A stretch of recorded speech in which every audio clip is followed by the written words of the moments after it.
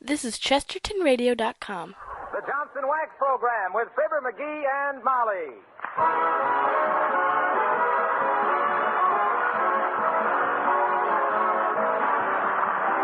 The makers of Johnson's Wax and Johnson's Self-Polishing Glow Coat present Fibber McGee and Molly, written by Don Quinn, with songs by Martha Tilton and the King's Men, and music by Billy Mills. The show opens with Love Is.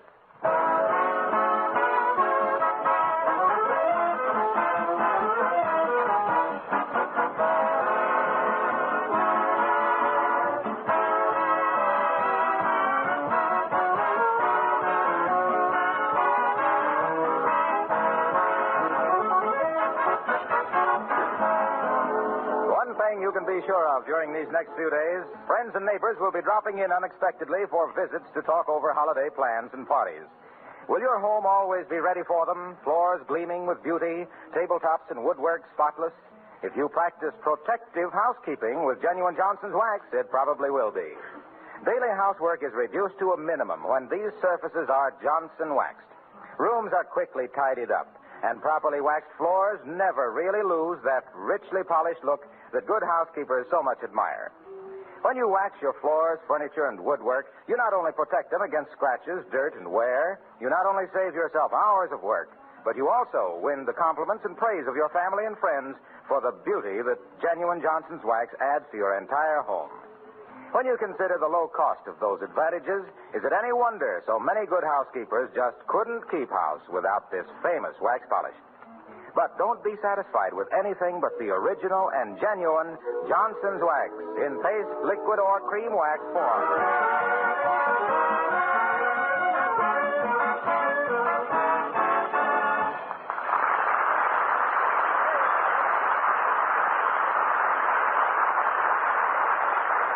This is the time of year when a man who can't suppress his curiosity should be handcuffed and blindfolded. For instance, a package came for the McGees today, which is almost certainly a Christmas present. And we invite you to an interesting discussion between Fibber McGee and Molly.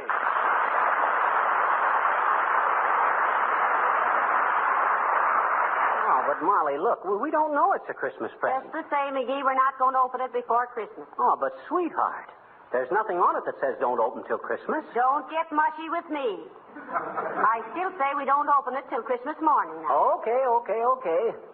I just wondered if it could have been them silver fox furs, that's all. I just wondered. What silver fox furs? Oh, never mind. We'll know Christmas morning. Well, I guess I'll run out the cigar store. McGee! Huh? What silver fox furs? Who's sending me some furs? How should I know?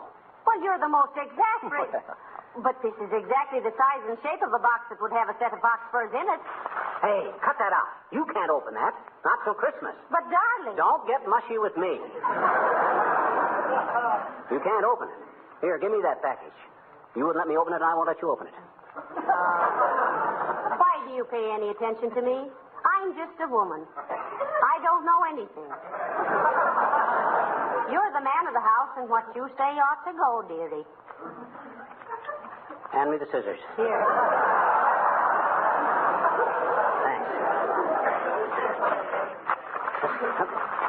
Uh-oh. Bad news, Molly. It ain't furs. What? It isn't? Oh, dear. I told you we shouldn't have opened that package, McGee. Not until Christmas. But what is it? I don't know. Look. Oh. It's a musical instrument of some kind. Looks like a little pipe organ. There's electric wires on. Hey, I know. It's one of them chime doorbells. And a beauty, too. You mean one of those doorbells that every time it rings you expect somebody to say, the following announcement is transcribed? Yeah, but it don't say here who sent it. Now, who do you suppose... Oh, get that stuff out of sight quick, McGee. Okay. Come in. Mr. Wilcox. Hello, Walt. Oh, hi, Harlow. Come on in. No, thanks. I just wanted to leave these packages for you. And don't open them before Christmas. Oh, thank you, Mr. Wilcox, and we won't. But what's your hurry? I've got to stop and get a sandwich before I go back to the office. I missed my lunch. Well, Merry Christmas. Well, heavenly days. Now, there's plenty of cold chicken in the refrigerator, Mr. Wilcox, and a lemon meringue pie. Oh, boy, my favorite vegetables. But, gee, I hate to be any trouble, Molly. It's no trouble at all. I'll just set out the chicken. Now, wait a minute. No, you don't. I'll find everything myself. Don't get up or I won't stay. Oh, well, go ahead, Wilcox, and easy on that pie. You got to watch them hips. Okay, I'll try to restrain myself. Well, we know he didn't send that doorbell. No, but I wonder who did. Oh, dear. Come in. Yeah. Oh, how do you do, Mrs. Uppington? How do you do, Mrs. McGee? And Miss McGee? And a yippee-yoo tie to you, Mrs. Hughes. Won't you slip out of your sables and squat a spell? Thank you, no, Miss McGee. I came over to ask a favor of you. Oh, certainly, Abigail. Anything we can do, just ask us. Oh, yes. Unless you want me to take that pooch of yours for a walk. I draw the line at patrolling the precinct with that pie-eyed peak. Miss McGee, Fifi does not enter into this matter at all. Besides, I believe she entertains the same aversion to you that you do to her. Well, that's a lot of entertainment for one man and a dog. But what can we do for you, Abigail, dear? Well, Mrs. McGee, I head the neighborhood committee to conserve waste paper for the government. I wish to ask you not to burn or destroy your waste paper and cardboard. Please save it, and I shall have a truck pick it up whenever you call. Why, sure. I'd be glad to help such a good cause. Personally, I'd like to form a movie committee for this war. A movie committee, Miss McGee? Yeah, I'd like to get the government to make a documentary picture and send 1 million prints to Tokyo. Starring what actor, dearie? Harry Carey.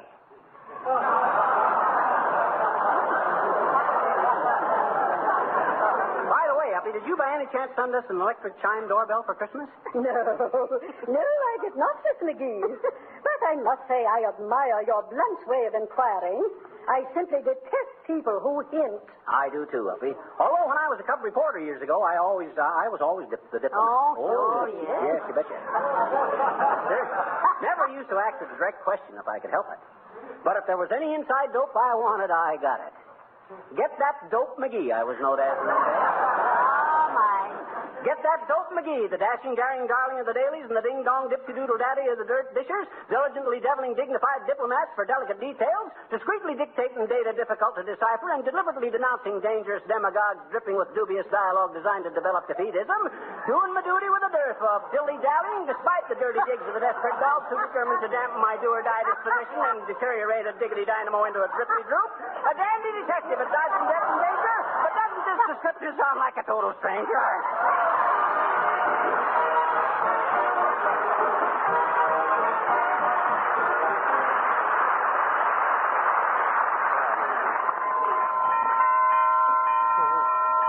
Hey, Molly, this is going to be a pretty snazzy doorbell, you know it? Yes, but who do we get to install it, dearie? An electrician? Nah, I can do it myself. Oh, no, please, let's not go into that again. What do you mean? I fixed the thermostat on the furnace last week, didn't I? It works at the touch of a finger Sure now. it does, sure. At the touch of a finger, you get a shock that melts your bobby pin. Now, I'll get you some rubber gloves. Anyway, I don't think... Oh, dear. Come in. Oh, hi, sis. Hi, mister. What you doing? Huh? What? I guess not. You guess not what? I guess you didn't know I was a businesswoman, mister. Oh, businesswoman, eh? Mhm. Well, just what branch of commercialism are you identified with, madam? Well, I says, what's your racket?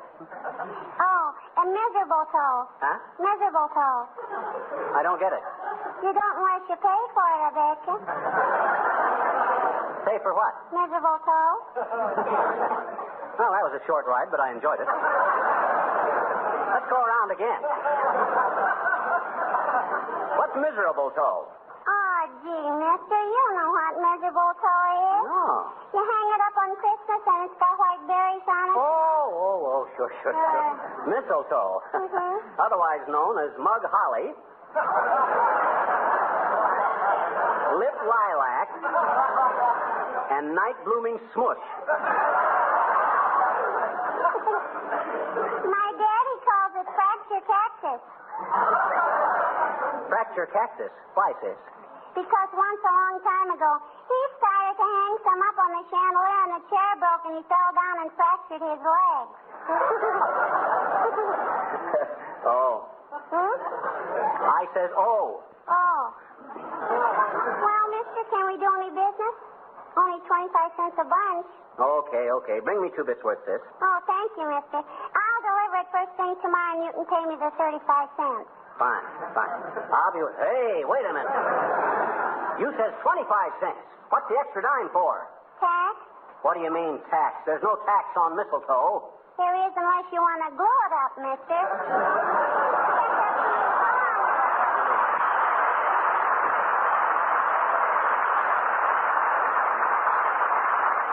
Smart little tyke. I'll bet she winds up selling Santa Claus a snood for his beard. Hey, Molly, do you suppose this doorbell runs on batteries or the regular house current or how? Well, why don't you experiment, little dearie? You're a wonderful lad with electricity. You really think so? Why, sure I do. Yeah. Who else could have wired the vacuum cleaner so it runs and hides under the Davenport every time I plug it in? Well, Heavenly days. Something's happened to Mr. Wilcox. Come on, McGee. hey, what's the matter, Harlow? Hey, what you sitting on the stove for? I just glow-coated your linoleum. Meow. Huh? And I'm waiting for it to dry. Ooh. I've only got 15 seconds to go. Ooh, yikes. But you're sitting right on the pilot light, Mr. Wilcox. I know, but I don't want to jump down till the floor is dry. It takes 17 to 20 minutes. 20 minutes. Time's up. Well, turn around quick. I'll throw some water on you. That's it. Yeah. Oh, boy. That's better. Now, what was all this foolishness, Mr. Wilcox? I'm sorry, Molly, but when I came out here in the kitchen, I noticed your linoleum needed attention. Oh, I know, but I've been so busy shopping the last day or so that... Oh, well, it wasn't bad, but I can't resist a linoleum that isn't perfect. So I grabbed a can of Johnson's self-polishing glow coat and spread some around with a long-handled applier. It's really fun to do, you know. Oh, yeah, we heard you screaming with joy, Harlow.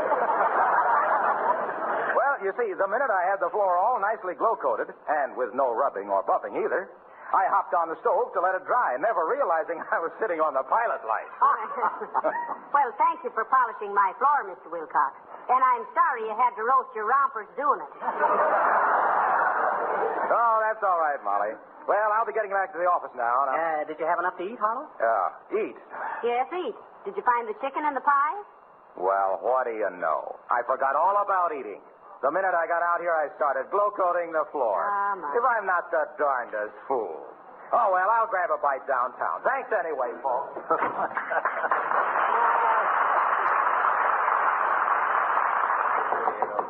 I'd like to get paid by the door knock, McGee. At a nickel a knuckle, I'd be rich in a week. Come in.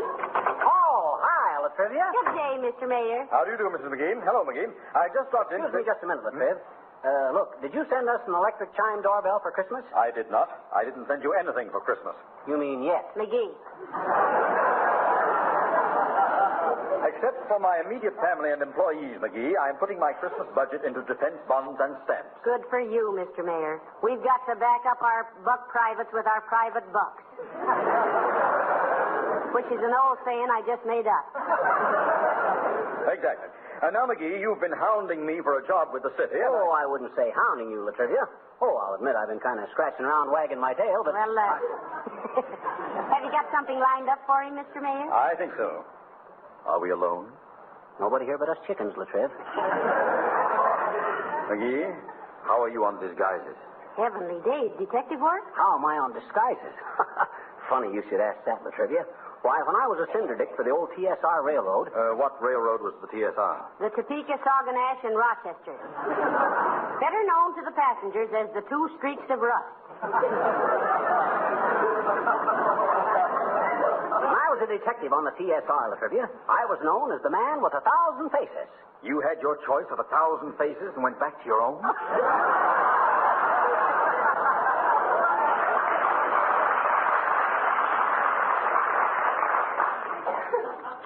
Oh, tush. I'll never forget the time I rounded up that gang of boxcar bandits around East St. Louis. I was walking along the right-of-way, slick as a cat, disguised as a jockey. Never mind the heroic details, McGee. All I want to know is, can you assume a completely different identity and maintain it under trying circumstances for days at a time? Oh, why, certainly he can, Mr. Mayor. Why, he can even disguise his voice. Change your voice for the mayor, dearie. Okay, I will. No trouble at all.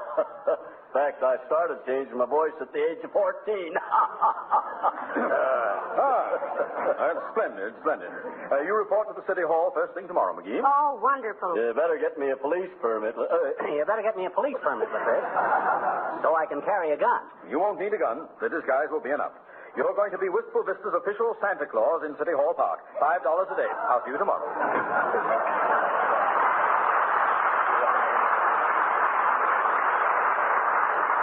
Well, man of 1,000 faces, it looks like you're holding the bag again. Why, that double-crossing political parasite. Who does he think I am? Santa Claus. I won't do it. He can't badger me into a beard and a bustle. No, sir. Well, here we go again. I got to hurry up and put this doorbell up, Yes, Molly. an ounce of prevention is worth 10 pounds on the door. Yeah. Come in. Merry Christmas, Mrs. McGee. Hello, little chum.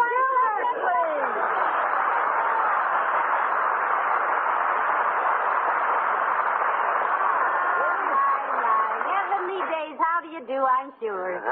Well, come on in, Gildy, old stock. I'm glad to see you. Look at him, Molly. Ain't he a sight? What's that, McGee? I mean, ain't he a sight for sore eyes? Oh. By George, it's nice to see you folks again. You're looking as lovely as usual, Mrs. McGee. Oh, now, Mr. Gildersleeve, stop your blind. You see, Gildy, you got her so fussed she can't even pronounce baloney. Here, Mr. Gildersleeve, take his hat and coat, McGee. Okay. I'll make a pot of tea. Yeah, take my hat and coat, McGee.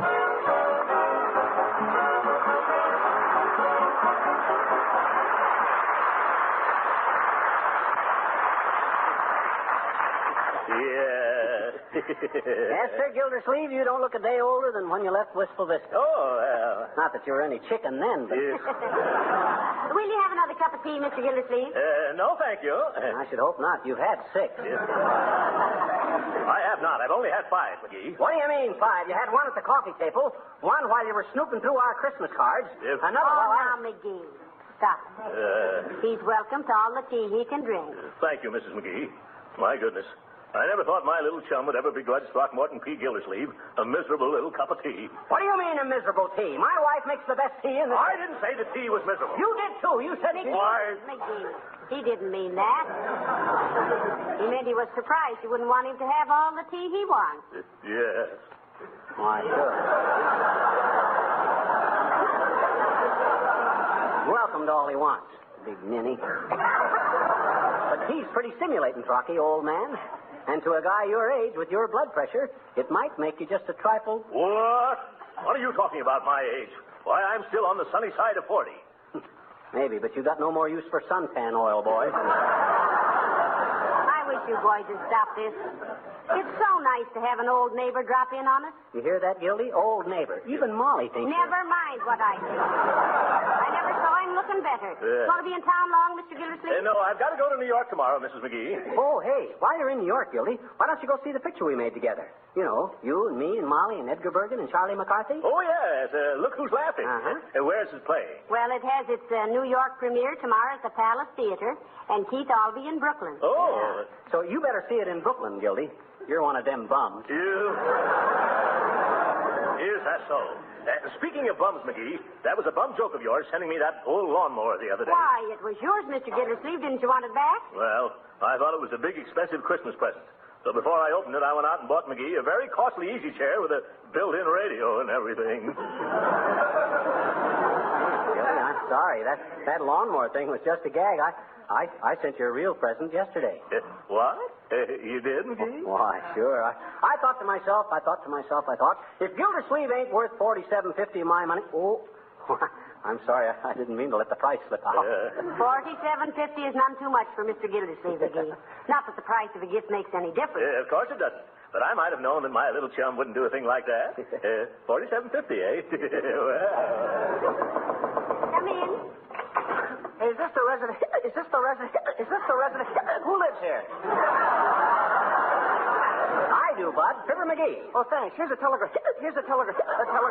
It's a wire. Well, I'll sign going for it, boy. There. Give the lad a quarter, dearie. Sorry, Bud. I got nothing smaller than 35 cents. You got a quarter, Gildy? No, I haven't, little chum. Sorry, Sonny. Well, that's all right, folks. I didn't really expect it. I've been here before.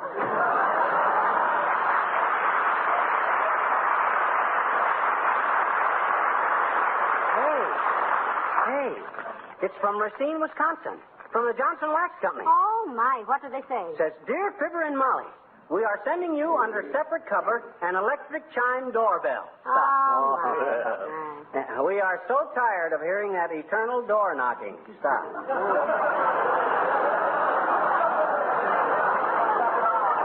So is everybody else. Stop. If every knock was a boost, you'd have a Crosley rating of 6,000. Use the doorbell. Stop. Regards and Merry Christmas. Signed Johnson's Wax. Well, that solves the mystery, McGee. Yeah, sure does, don't it? For a while there, I wondered, hey, where are you going, Gildy, old man? Aren't you going to stay for dinner? Oh, please do, Mr. Gildersleeve. Thank you. I'm sorry, folks, but I've got to get back to Summerfield and then on to New York. Hey, that's the wrong hat, McGee. I was wearing a fedora, not a beret. Oh, shoot me. That's the one I wear to fix the furnace in. Here you are, Gildy. Thank you. Well, I certainly enjoyed this visit. Oh, thank you, Mr. Gildersleeve. And I'm so sorry you can't stay for dinner. I hope you enjoy your Christmas present, folks. I'm sure we will, Mr. Gildersleeve, and thank you very much. Yeah, and I hope you like the one I sent you, Gildy. I'm sorry I was so crude as to let the price slip out. Yes, $47.50. Well, certainly nothing to be ashamed of. Wow. Well, goodbye, folks, and Merry Christmas. Goodbye, Mr. Gildersleeve. The same to you. So long, Crosley. Well, I'm certainly glad we found out who the doorbell was from, dearie. Me too. Hey, Molly. Yeah? What could I get Gildersleeve that would look like it cost around $47.50?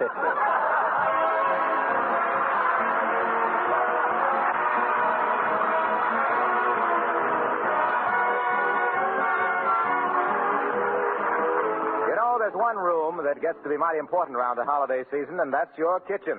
For two reasons. One, it gets more than the average amount of wear and tear. And two, when your friends drop in, they all seem sooner or later to find their way to the kitchen. Now, what's the number one thing to do to be ready for them? Right. Give your floor a protective beauty treatment. Make it sparkle and glisten with Johnson's Self-Polishing Glow Coat. The floor polish that gives floors such a lasting luster, that makes linoleum wear indefinitely, keeps its colors as fresh and bright as new. Glow Coat is different from ordinary polishes. Its film is flexible, not brittle. It does not chip or wear down unevenly. It guards linoleum surfaces against wear and dirt. Makes house cleaning so easy because it needs no rubbing or buffing. Glow Coat is quick drying. You simply apply and let dry 20 minutes. And Glow Coat is economical because a little goes a long way. Now, if you're not already using Glow Coat, just try it once. Look for the familiar red and yellow can, and be sure it reads Johnson's Self-Polishing Glow Coat.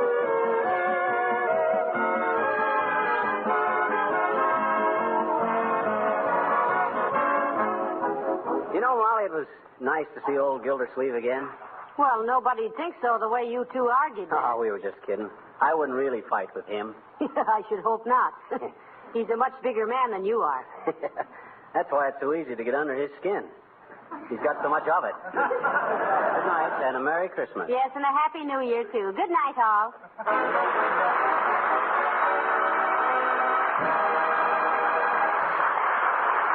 This is Marla Wilcox, speaking for the makers of Johnson's Wax Finishes for home and industry, inviting you to be with us again next Tuesday night. Good night.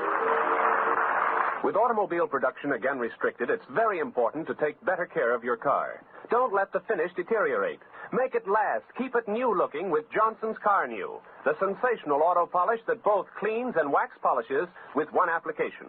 2 jobs in one, in less than half the time they used to take. For the sake of your car and for your own pleasure, buy a can of Johnson's Car New right away. It's spelled C-A-R-N-U. This is the Red Network of the National Broadcasting Company. The Johnson Wax Program with Fibber McGee and Molly.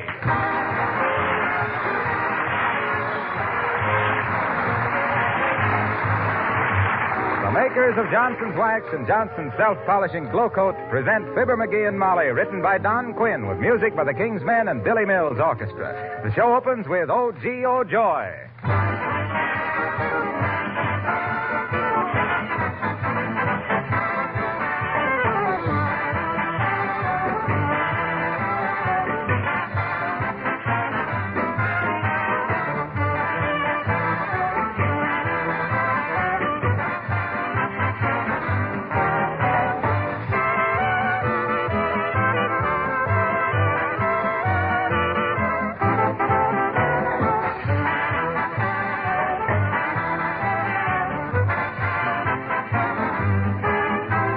Last week on this program, I mentioned something that caused a good deal of comment. I said, a waxed house is a clean house, and a clean house is a sanitary, healthful one. Do you remember?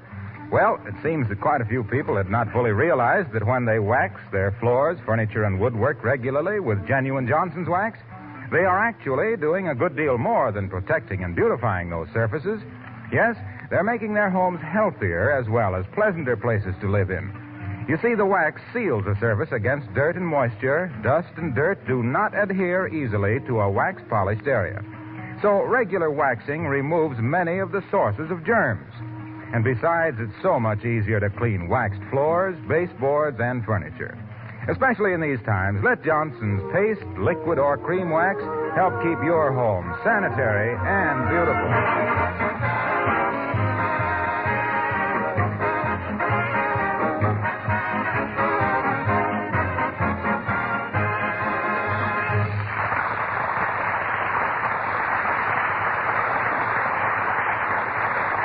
Well, about this time of the, quote, happy, unquote, Yuletide season, every husband begins to get that cornered rat look about his eyes.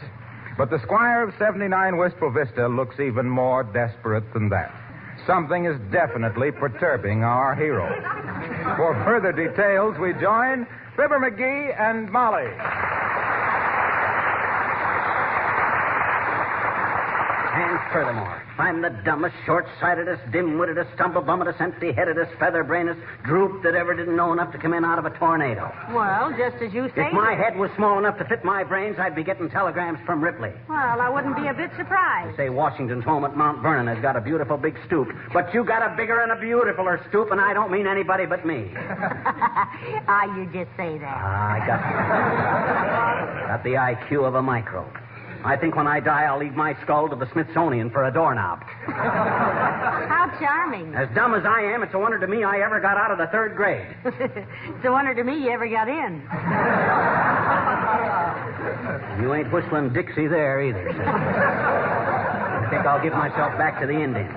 I'm the biggest numbskull that ever... All right, McGee. I'll admit you're a fascinating subject, but what's this all about? It's about me. That's what it's all about. I'm the stupidest... All right. For the sake of argument, let's say you're completely brainless. Oh, I don't know about that. I'll find it sooner or later. Find what? That $15. I was saving it for your Christmas present. I hid it last summer so I wouldn't be tempted to spend it, and now I can't find it. If that don't make me the weak-minded dumb... Now. Stop pacing up and down. Ours is a beautiful union, and it doesn't need any pickets. Pickets are still laying there. And I'm getting desperate. Only 8 more shopping days before Christmas, and I've looked every place. Calm yourself. What man can hide, man can find. Yeah. Where do you usually hide your extra money? I don't usually have any extra money. But when I did, I used to put it in the sugar bowl. Did you look there? Yes, but I'm using it now to keep stuff more valuable than money. What? Sugar. Did you go through all your old clothes? Yeah, it wouldn't be there. I distinctly remember tucking it away in some safe place. Oh, let me see. Where could... Hey, hand me that blue vase on the mantel. Oh, this one here? Yeah. Oh, no, it ain't here. This is where I've been keeping my cellophane collection. Sure got a mess of it, haven't I? What are you saving cellophane for? I don't know. I guess I just got tired of collecting cigar bands. String. Seemed to be more future in cellophane. Doggone it, this makes me sore. Was it in $5 bills, dearie? It was a 10 and a 5 in a white envelope. And I wrote on the outside of it, do not touch until 10 days before Christmas, and this means me. Well, I'm a pretty good housekeeper, if I do say so myself, and I haven't seen anything of it. Well, if the worst comes to worst, I'll get an internal revenue collector in here. Them guys could find money in a caraway seed. Now, let me think a minute. If I could just remember... Come in. Abigail Uppington. Hello, darling. Oh, how do you do, my dear? And Mr. McGee. Hi, Uppy. Where's your Santa Claus costume? Or aren't you christening the Kringle today? I don't go on duty till 4 o'clock, Mr. McGee. But what, may I ask, is the matter with you? What do you mean, Abigail? Well, look at him, my dear. He looks positively haggard. I only hope the government doesn't catch him with those Chevrolet tires under his eyes. I ain't been sleeping good, Uppy. I got pernicious insomnia. I'm worried. Yes. He hid $15 for Christmas shopping, Abigail. Now he can't find it. For 3 days now, he's been prowling around the house like a mouse after a cat. You mean a cat after a mouse? In this house, anything can happen. I had a case like that once. Uppy, you sound Ozzier than Nelson.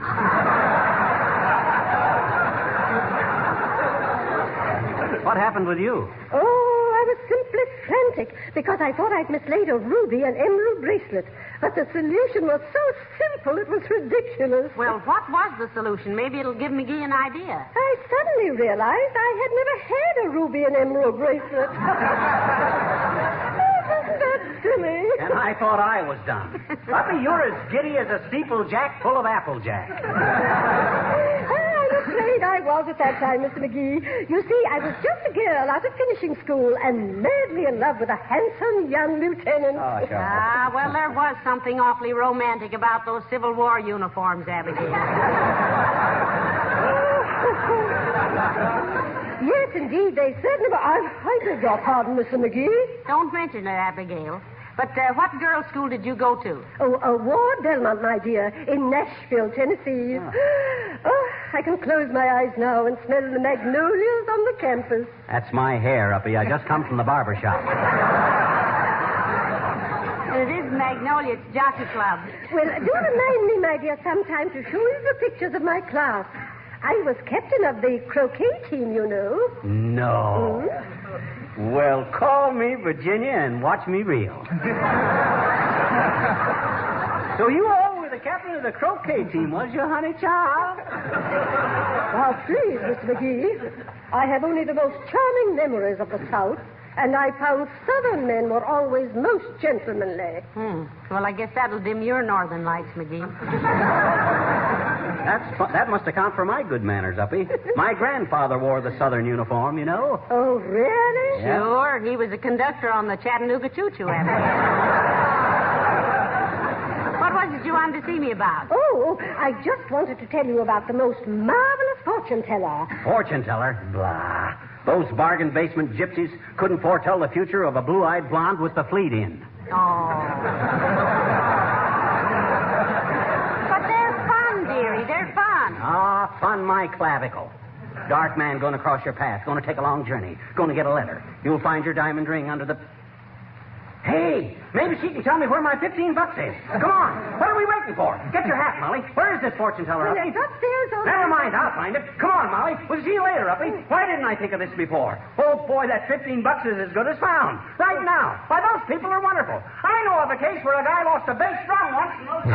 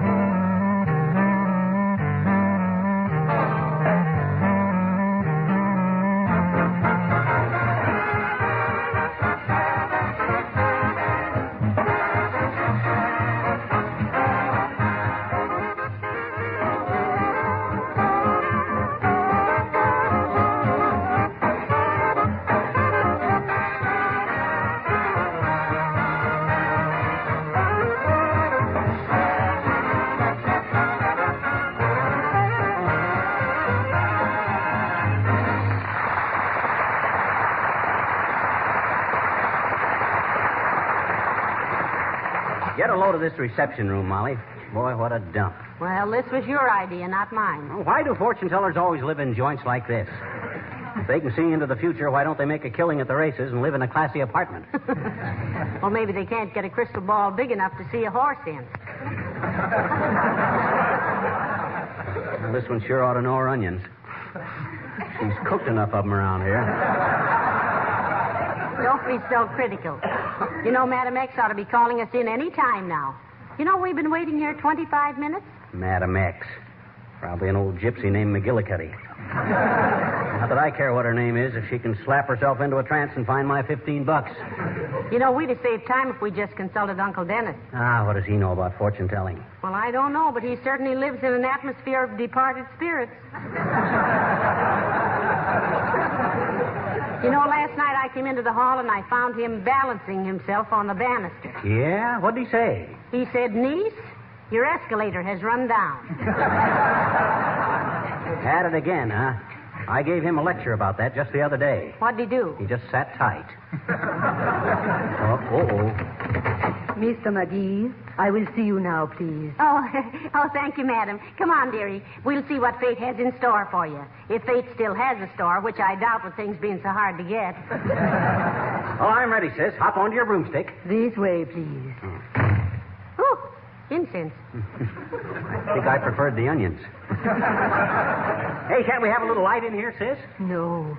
The darkness, she is desirable for proper contact with the forces of the unknown. Oh. Sit down, please. Oh, thank you. Wow. You see, the reason we came, Madam X, is because... Do not tell me. I will tell you. Your husband is in trouble, no? My husband is in trouble, yes. Hey, how'd you know, sis? Can you read my mind? Yes. It is very simple. Huh? No, that's what he's been telling himself all day, madam. How do we go about this now, sis? Do you read the stars, feel the bumps on my head, look at my palm, or do we just sit around and strain our eyes at each other? No. For $5, I will answer 3 questions. $5? Isn't that a little expensive? Yes. Now you have 2 more questions.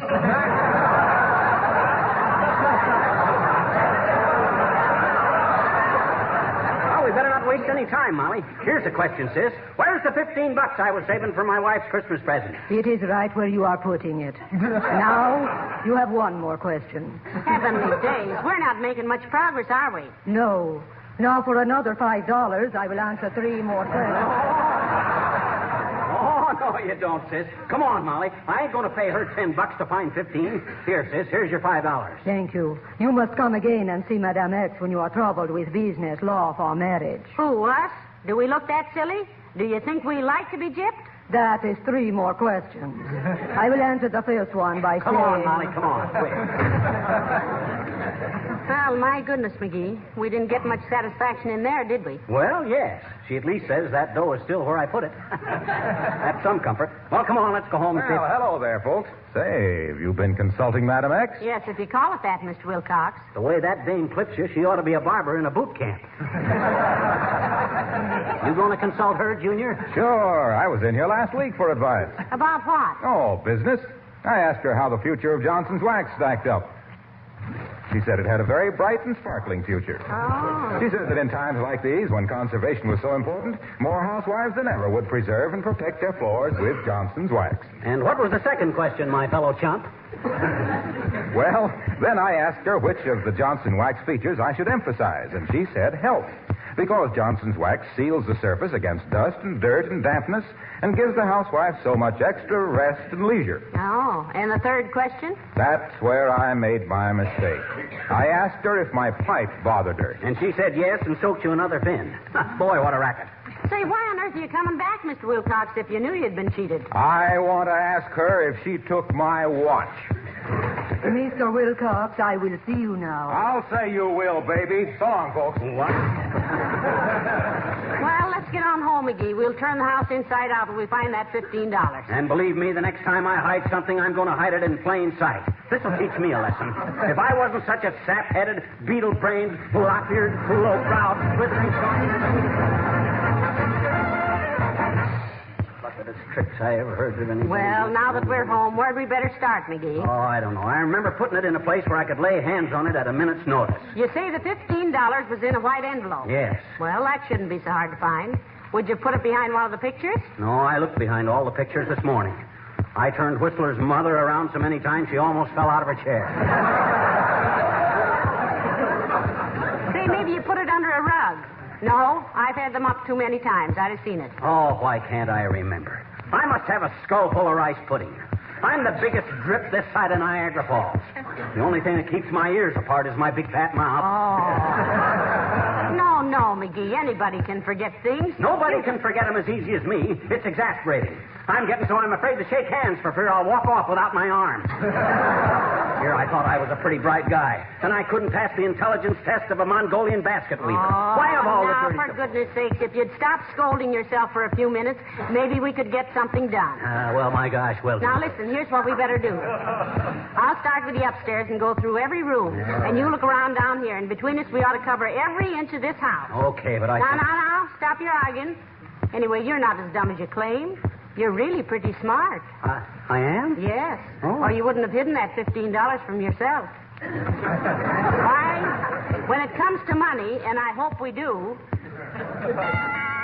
Come in. Oh, hello there, Mr. Oldtimer. Hello, daughter. Hello, Johnny. I just stopped in to say goodbye. Goodbye.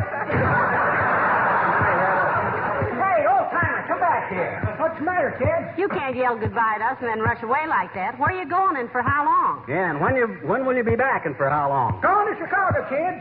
Gonna be gone for an indefinite period. Oh, what do you mean indefinite period? I mean I won't be back till the afternoon of January 5th. But whether 3 o'clock or 3:15 is indefinite. Fly? Hey! Fly. Oh, well, I'll hold still and you swat him, Johnny. No, my husband means are you going to fly to Chicago or take the train? Ain't decided, daughter. Thought maybe I'd get up early in the morning, throw the saddle on old Betsy, sleep on her back, and ride her all the way to Chi. Well, that's a long trip for a horse. Who's a horse? Why, isn't Betsy? No, Betsy's my bicycle. On the other hand, kids, I'll likely take the steam cars. I love trains.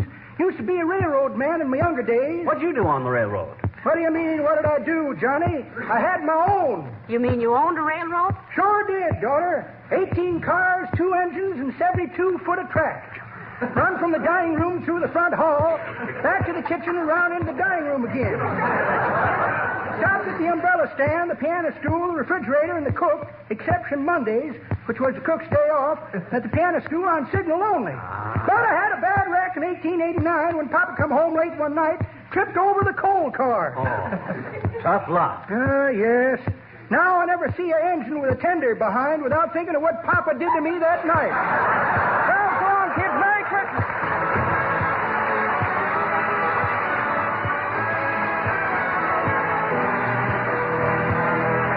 The Kingsmen sing I'm Dreaming of a White Christmas.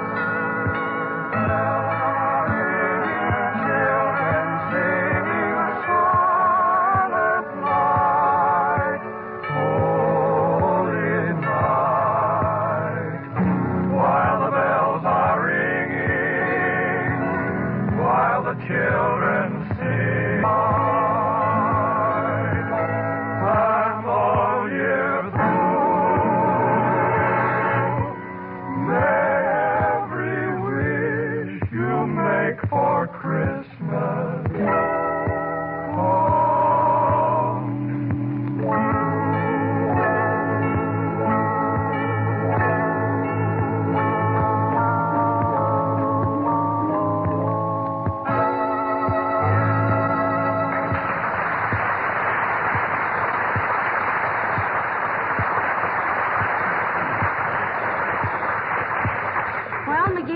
confess, I'm about ready to give up. You certainly hit that $15 well. Yes, and I could kick myself around the block for it, too. If I'm not the silliest dumb... Yes, we've been all over that.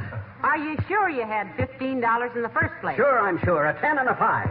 And they were earmarked for your Christmas present, too. They were what? Earmarked. That's what the government does with money, so that's what I do. How? Well, I put ink all over my ears and pressed both bills against them.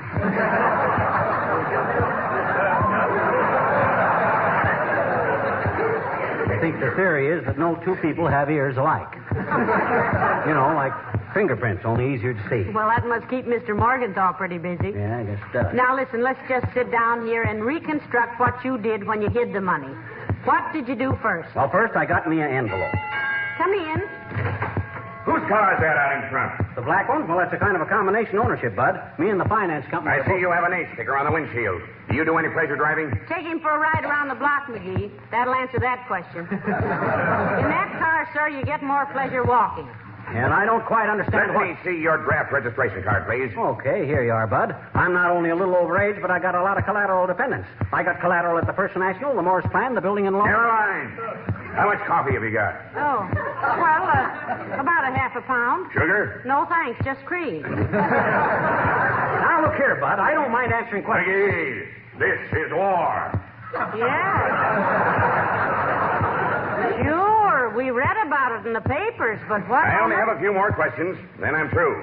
Have you been buying war bonds? Bud, we've been buying war bonds till we're red, white, and blue in the face. And I've licked the back of so many war-saving stamps, everything I eat tastes like glue.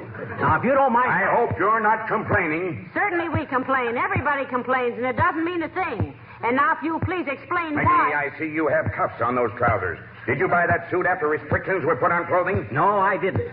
And while I don't like to be personal, Bud, there are still a few people who need a cuff on the pants. So will you please tell us just who you... Just one more thing.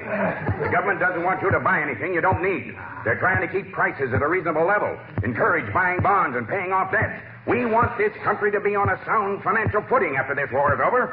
Now remember that. Just what is your connection with the government? Oh, my goodness, I forgot to introduce myself. I'm Mr. Tolliver. I just moved into the brick house down the street. Oh, I'm glad to know you, Tolliver. This is my wife, Molly. How do you do, I'm sure. Just what department of the government are you in, Mr. Tolliver? Oh, I'm not in the government, Mrs. McGee. I run the hamburger wagon down there at 14th and Oak. And I must say we serve the finest... Well, dad, but what way do you got come busting in here and asking all them silly questions? Well, I think when a man moves into a new neighborhood, he naturally wants to know all about his neighbors. Certainly is nice to have met you folks. Good night.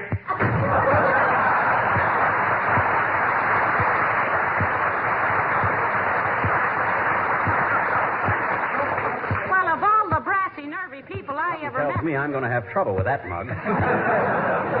He's going to get in my hair, and there ain't enough room in it for anybody but me. A self-appointed cop. Oh, never mind, McGee. Let's concentrate on finding your $15. Now, what did you do after you got the envelope? Well, now, let me think. I put the money in the envelope and sealed it. Yes. Then I started looking for a hiding place. Yes. First, I thought I'd hide it in the hall closet. And then I says to myself, no, I says. I'm going to clean out that closet one of these days. So I takes the envelope. Oh, for goodness sakes. Come in. Hello, Mrs. McGee. Hello, Mr. McGee. Oh, Mr. Wimp. Hi, Wimp, old man. Why the suitcase?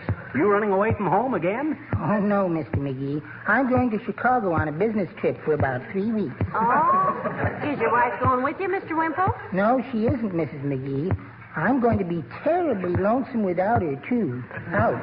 What's the matter? I was crossing my fingers so hard I almost broke them. Well, what kind of a business trip is this, Mr. Wimple? I'm going to see my publishers, Mrs. McGee. The ones who publish all my poetry. Oh. They sent me a telegram saying they wanted to see me. Gee, they must think a lot of you, Wimp. Yes. They wanted to publish my picture. And I sent them some, and they wired right back. We don't believe it. Come in person. Wasn't that nice? So you won't be here for Christmas, Mr. Wimple? No, but Sweetie Face gave me my Christmas present before I left. Look, a check for $25. Say, that's great, Wimp. Isn't it, though? She says if I'm a good boy all year, that next Christmas she'll sign it. She might even throw in the bladder. Why, that old saber-tooth. I thought of a swell gift I'd like to send her, Wimp, but I hate to ask anybody to deliver it. Oh, I'd be very happy to take it over, Mr. McGee. Oh, no, you wouldn't. It might explode before you got there. Not if you timed it right to the second.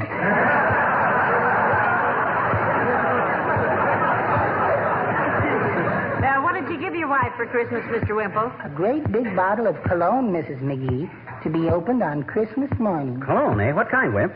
I mixed it up myself, Mr. McGee. Mostly carbolic acid. Oh. Why, Mr. Wimple, that's liable to take the skin right off her face. Yeah. Yes. Merry Christmas.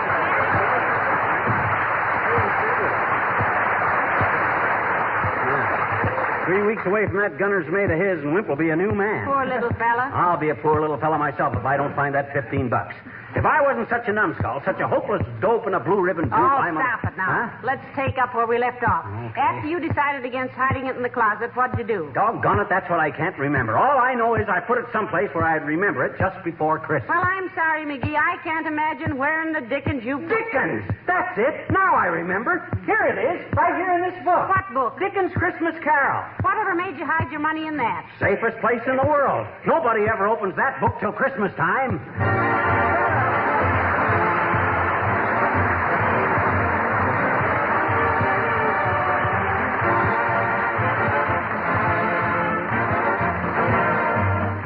Winter weather is hard on our floors. We might as well admit it. When snow and slush and wet get tracked in, the floor surfaces need the protection of a tough coat of Johnson's wax. If you examined a waxed floor under a magnifying glass, you'd see that it's the wax that gets all the wear. The surface underneath is safe. And don't forget that with genuine Johnson's wax, you can touch up heavy traffic spots whenever necessary without having to re-wax the entire floor. Don't forget either that there are 100 extra labor-saving uses for wax around your home. Windowsills, Venetian blinds, luggage, shoes and boots, furniture and woodwork. In these times when we have to take better care of the things we have, wax is a helpful ally.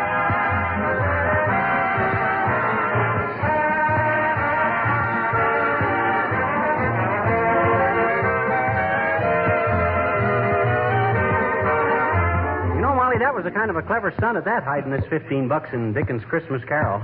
Maybe I ain't such a fool after all. No. You really have some bright moments, McGee. Yeah, I guess I do at that.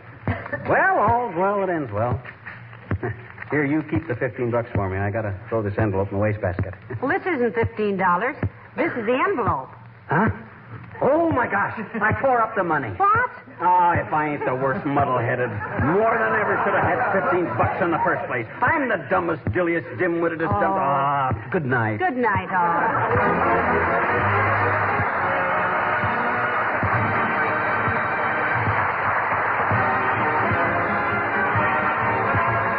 The characters of the old-timer and Wallace Wimple heard on our program were played by Bill Thompson.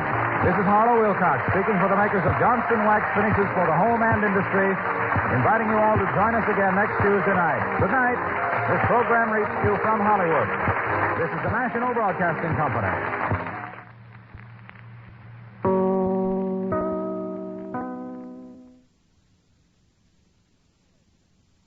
Molly.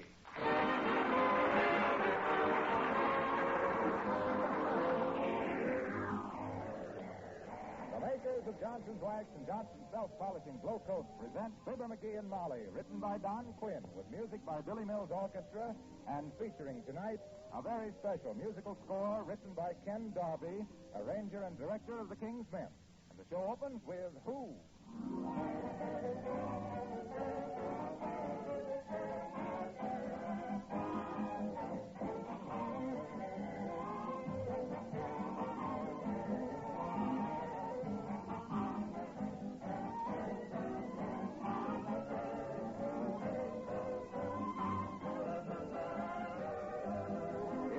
Instrument like a thermometer for measuring increased activity and hustle and bustle around the house, it would certainly kick over the traces in this week before Christmas. What with shopping and cooking and tree trimming and being an air raid warden besides, there's certainly lots to be done. But in spite of how busy you are, you still want your home to look its best for the holidays. Have you ever stopped to think how useful wax is at such a time? Truth is, if your floors, furniture, and woodwork have been regularly protected with genuine Johnson's Wax, that special holiday cleaning can be done in short order.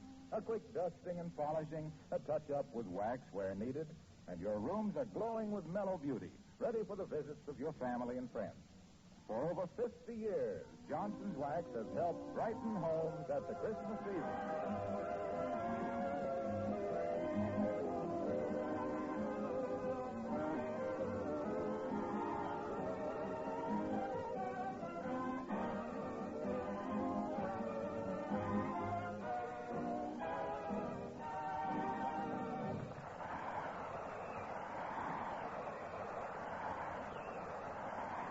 A couple of nights before Christmas, and all through the house at 79 Wistful Vista, not a creature was stirring. except Fibber McGee and Molly.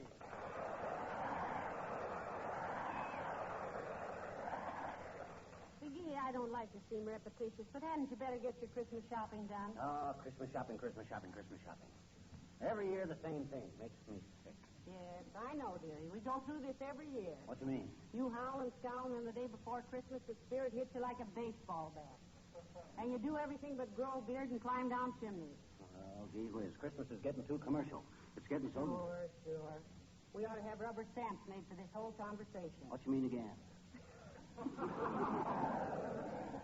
Well, every year you say Christmas is getting too commercial, and every year I have to scold you for spending too much. Oh, me?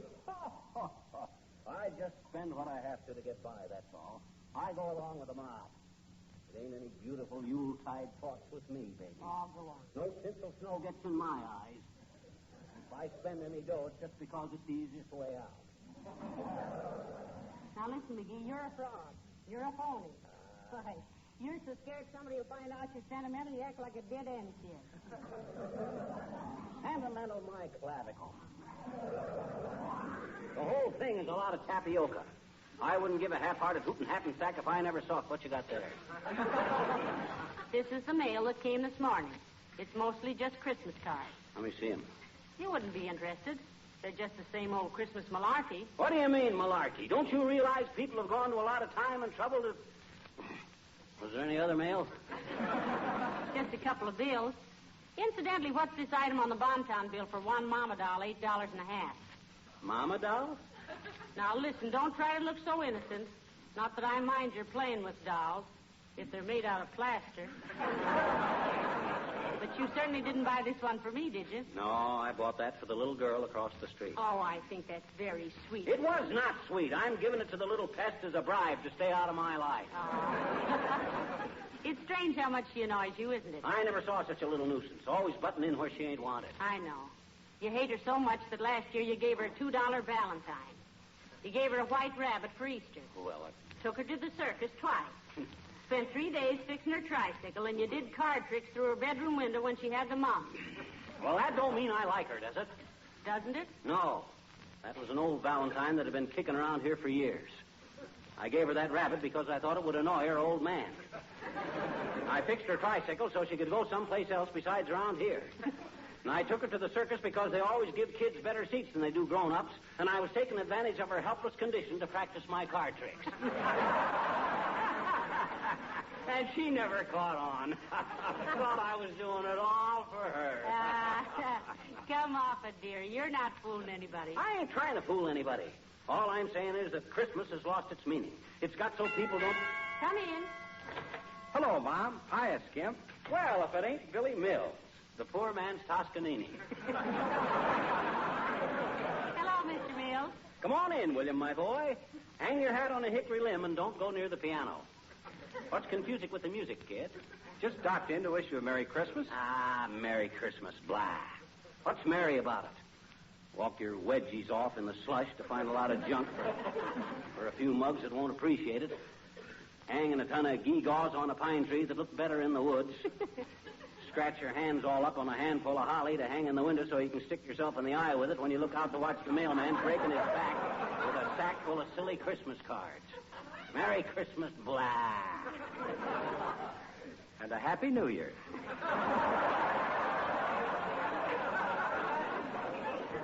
Well, thank you, Mr. Mills. The same to you. And don't pay any attention to McGee. You know, he goes through this act every year. He's got those don't wrap up that packet, Christmas is just a racket blues. Don't worry, Mom. I can read him like a book. What kind of a book? He's a mystery. A very novel character. Fine type, too. One of the lower cases. Somebody ought to borrow him and not bring him back.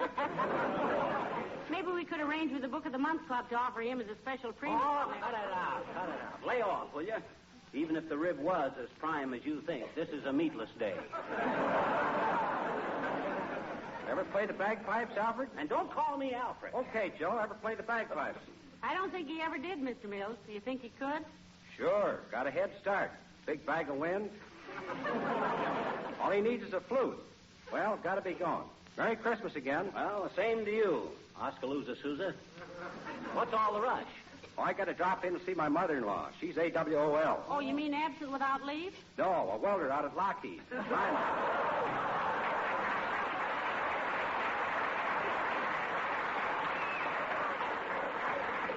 Isn't he a wonderful band leader, McGee? Ah, band leader, my clavicle. I think all of them are just a bunch of fakers myself. You ever see a musician looking at the leader? No. They don't know whether he's beating out a march, a polka, a waltz, or just swatting flies. Well, then what keeps them together? That check at the end of the week. Confidentially, one of them guys Oh, I wonder who that could be. Probably somebody else coming in to wish us a Merry Christmas when all they really want to see is if you ever got those new curtains for the dining room. Well, I didn't, and the same to them. Come in. Hi, mister. Uh-oh.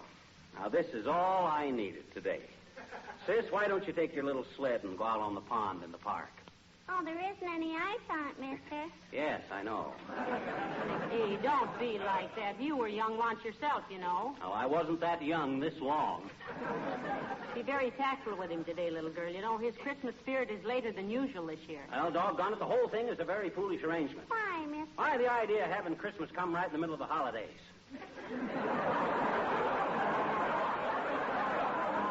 The new right when everybody is their busiest. It's ridiculous. Look, mister, I got business to see you about. Oh, yeah? Do you like to hear children sing Christmas carols? Oh, sis, there's nothing I love more than to have a little group of childish voices stand outside my window and blap their melodious little brains. Particularly if I ain't home that night. Oh, gee, mister, I got my whole gang outside, and they're awful anxious to sing you a Christmas carol, and I told them... Well, I don't like to hear Christmas carols butchered by a bunch of kids. How can anybody sing good standing hip deep in a snowdrift with a muffler over their face, wondering how many fingers and toes they'll have left when they get home, if they ever do? Oh, maybe you're still mad on account of last year. Are you, mister? Are you? No, I'm not. That has nothing to do with it. What's this? What happened last year that I don't know about? Oh, nothing. She's Well, us kids were going around singing Christmas carols. Now, never mind, sis. That's ancient And history. Mr. McGee came Now, out. never mind. Now, never mind. Give the kid a cookie, Molly. Imagine she's kind of hungry. Hey, sis? Oh, gee, thanks, mister. Anyway, Mr. McGee came out while we were Sis, I singing. told you nobody was interested. Now, let's just drop the whole subject. What kind of a cookie you want? Any kind, thanks. And a glass of milk. Well, I'll see if I can... Now, listen, what happened with the Christmas carols, dear? And Mr. McGee came running out of the house. Now, you cut that out, sis. And he wanted to sing with us, only when we heard him sing, we didn't want him to, and he followed us all over town. And, gee, we couldn't get rid of him, and he kept trying to sing, and people threw things at us, and all it was awful.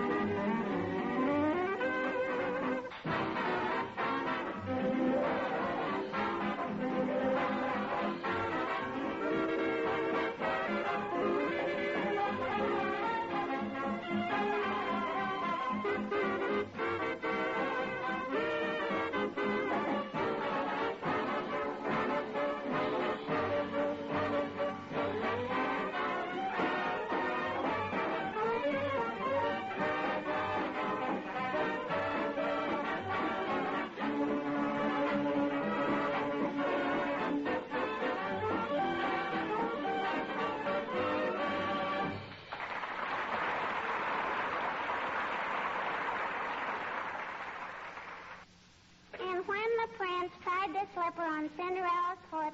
It fit just Sandy. And he said, gee, kid, you're cute.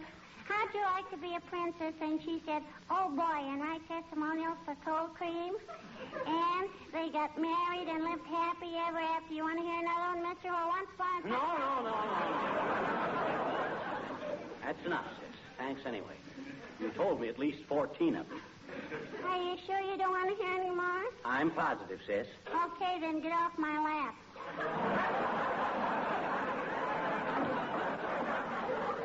Well, heavenly days, McGee. What are you trying to do, crush the child? No, she wanted to pretend I was her little boy and tell me some stories. Now I know why they call them Grimm's fairy tales. That's the grimmest half hour I ever spent in my life. Oh, gee, I thought it was fun. No, you did. Well, personally, I'd rather lie down with a good book under my head and go to sleep. Can't you two think up any more games to play? I bet you I don't want to be fun, I bet you. What, sis? Well, I could bring my little playmates in and we could sing you some Christmas carols. They must be pretty cold out there. But I don't want to hear any Christmas carols. Christmas carols are beautiful music. And to hear your little mob of half-pint hepcats slaughter them would ruin my day. Oh. The very thought of those kindergarten contraltos drives me to drink. Get me some root beer, will you, Molly? Yeah, me too. Hey, mister, let's play star, shall we? How do you play that? Well, first you give me, maybe about $3 and change, huh? Give you $3? Hey, what is this? First you eat 2 dozen cookies, and then you want to borrow $3. You trying to put the bite on the hand that feeds you? Oh, gee, it's lots of fun, mister. First we post a lot of ceilings. I don't want to buy a ceiling. We got one. This is different, mister. Us storekeepers have got to post ceiling prices so people won't have to pay too much for stuff, and it keeps the cost of living down a reasonable level, and the prices won't go pig wild. Oh, hog wild. You know your own habits best, mister. Anyway, we got to keep prices from getting out of hand for the merchandise that's getting scarce, so after the war we won't have inflation, you see. Hey, aren't you getting a little out of your depth, sis? What do you know about economics? Oh, my daddy told me. Oh, I see. Yeah. We had a little heart-to-heart talk last night, he and I. Oh, I see. Yeah, he says I'm at the age where I ought to know certain things. Oh, yeah. Like not paying 10 cents for a lollipop that's worth only 5 because then I'm bidding against somebody that can only pay 5 cents for a lollipop. Besides, spend an extra nickel, it ought to go toward a war bond, which will help pay for the war and give me a nest chicken afterwards. You mean a nest egg? By that time, it ought to be a chicken. Well, be that as it may or may not be or not, sis, we won't play store. I got a better game. What, mister? Scoopy. Did you ever play Scoopy? What on earth is Scoopy? Oh, it's a wonderful game. How do we play it, mister? Well, it's like this. You run home, hide in the closet, and put your hands over your eyes and count up to 79 million. Oh, and then what? Now, by that time, we'll both be so old we'll have forgotten what we started out to play, which is the object of the whole game. Now, I'll get your hat and coat, and you... Hello, folks. Merry Christmas. Oh, hello, little girl. Hi, Mr. Wilcox. Hi. What did you... I haven't got time to stop and talk. Just wanted to leave this little Christmas gift for Molly. Well, heavenly days, Mr. Wilcox. You shouldn't have done Oh, it isn't very much. And don't open it before Christmas. But I think it's something you'll like. I got one for you, too, Junior, but it ain't wrapped up yet. Oh, that's okay, pal, anytime. Remember, Molly, don't open that package before Christmas because I want you to be surprised. I promise, Mr. Wilcox. My, it's wrapped beautifully. I wrapped it myself, especially for you. Shake it, Molly, and see if it rattles. I bet you that wouldn't be fair, I bet you. Of course it wouldn't. I want it to be a surprise. You just put it away till Christmas. Oh, I think I'm going to love it, Mr. Wilcox. I know you'll love it because millions of other housewives do because it's so easy to apply and shines as it dries. Your beautiful mirror-like polish in 20 minutes or less and saves hours of housework, to say nothing of eliminating old-fashioned floor scrubbing. And boy, what it does for the looks of your kitchen linoleum is amazing. But I won't say any more, or I might give you a hint. Merry Christmas, all of you. Oh,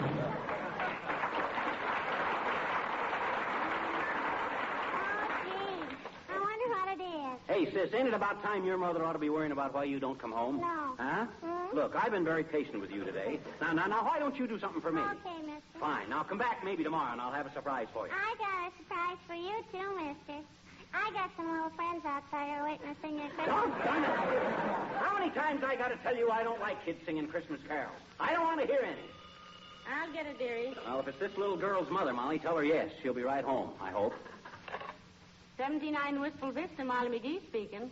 Long distance. Yes, I'll hold the phone.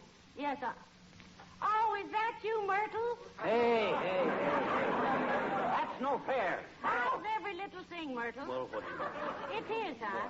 Who, Myrtle? Your brother? I hope it ain't funny. Went fishing through the ice, huh? Well, isn't he the lucky one? What'd he get, Molly? The cherry out of his planter's punch. What'd you say, Myrtle? Yes, I'm ready. Hello? Well, for goodness sake, you're the last person in the world. What? Yes, he's fine. Who is it? Who's Oh, yes, indeed. We'd love to see you. Yes, do. And plan on having dinner with us. Hey, wait a minute. Oh, we'll be delighted. Well, thanks for calling, and we'll be expecting you next week. Goodbye, Mr. Gildersleeve.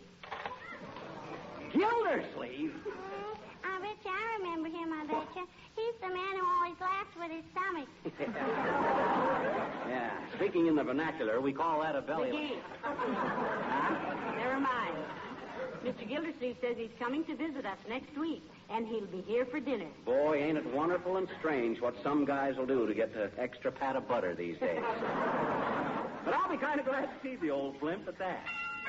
Oh, dear. Come in.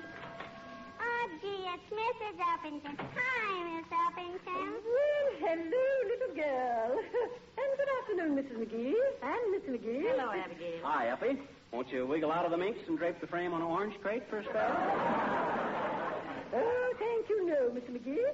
I just dropped by to wish you both a very, very Merry Christmas. Well, thank you, Abigail. The same to you. And take that sour look off your face, McGee. Well, doggone it, I guess he doesn't like Christmas very much, Miss Uppington. Well, is it my fault that Christmas ain't what it used to be? It's too commercial. My gosh. Oh, McGee. He doesn't mean a word of it, Abigail. He's just an old softy who's afraid somebody will find out about it. I never know such a thing. You are too, I bet you. You gave me $10 on account of there's some little orphans in school who won't have any You Christmas. keep out of this, sis. Okay. You don't have to hurry away, do you, Abigail? I was just going to make a pot of tea. Oh, no, I can't stay, my dear. You know, I still have 2 days' work as Santa Claus at 14th and Oak Street. Oh, my, it's been such fun, really. Quite an experience. That costume and the beard really fools them, eh, Uppy? Oh, they really do, Mr. McGee.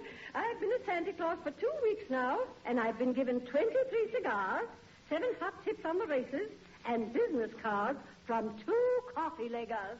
Oh, well, it's been a rich experience.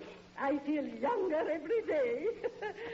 And as Mr. McGee will probably say after I leave, no one can stand it better than I. Well, Merry Christmas, all.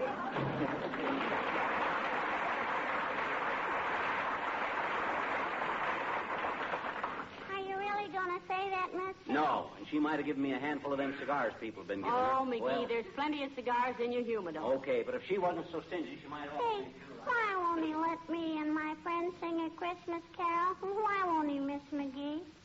Well, frankly, dearie, he'd love it. But he knows himself too well. When he hears those Christmas songs, he goes all mushy inside. Now, look, you pretend he's hurt your feelings and make believe you're going home. Hey, I hope somebody gives me a box of cigars for Christmas because I only... Hey, what goes on here? What are you two whispering about? She says I better go home, mister. Huh?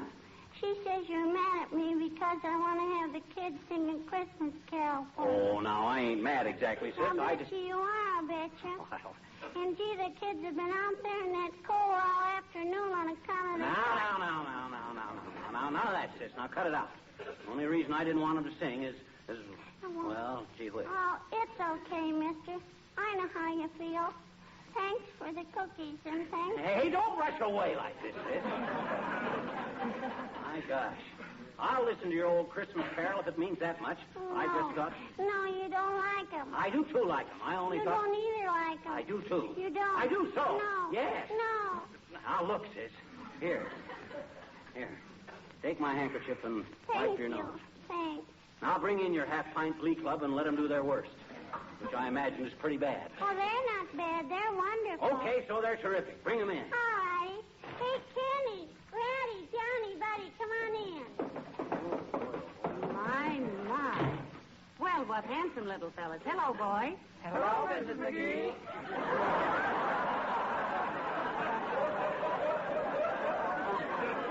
What you gonna give us, kids?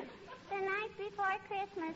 And, gee, we rehearsed it like 60. Are you ready, kids? No, I'm ready, sis. No, wait a minute. Hey, Molly. What's the matter, McGee? Here. Take my money and my watch. You know me.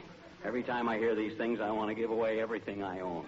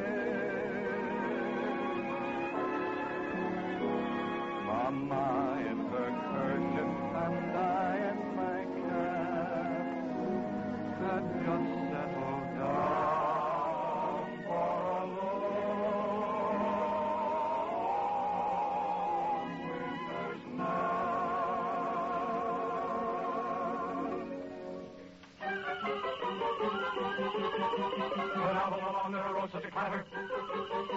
I sprang from my bed to see what was the matter. Away to the window I flew like a flash, tore open the shutters, threw open the sash. Then, what to my wondering, I should appear but a miniature sleigh and a tiny reindeer. With a little old driver so lively and quick that I knew right away that it must be St. Nick. All bundled in fur from his head to his foot, old Santa was covered with ashes and soot. I drew in my head and was turning around when down the chimney he came with a bow.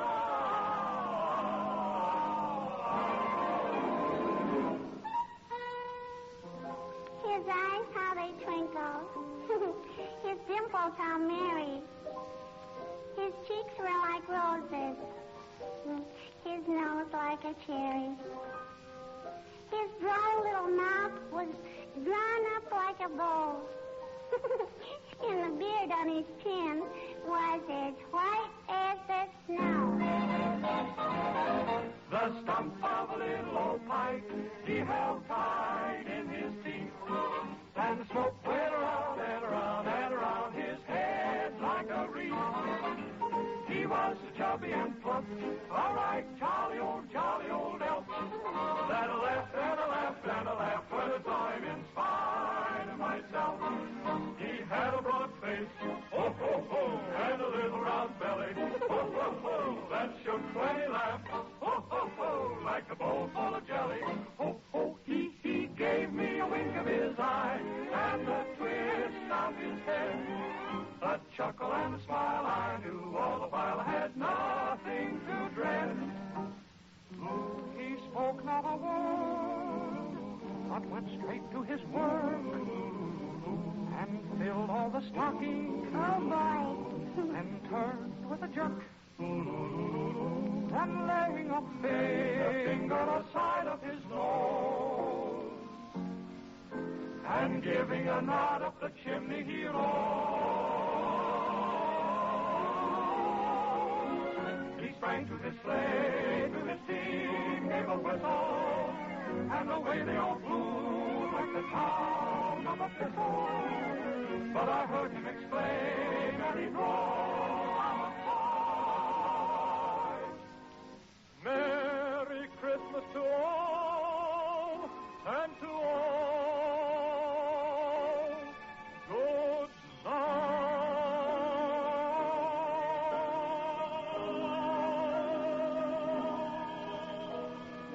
Oh, is it gone?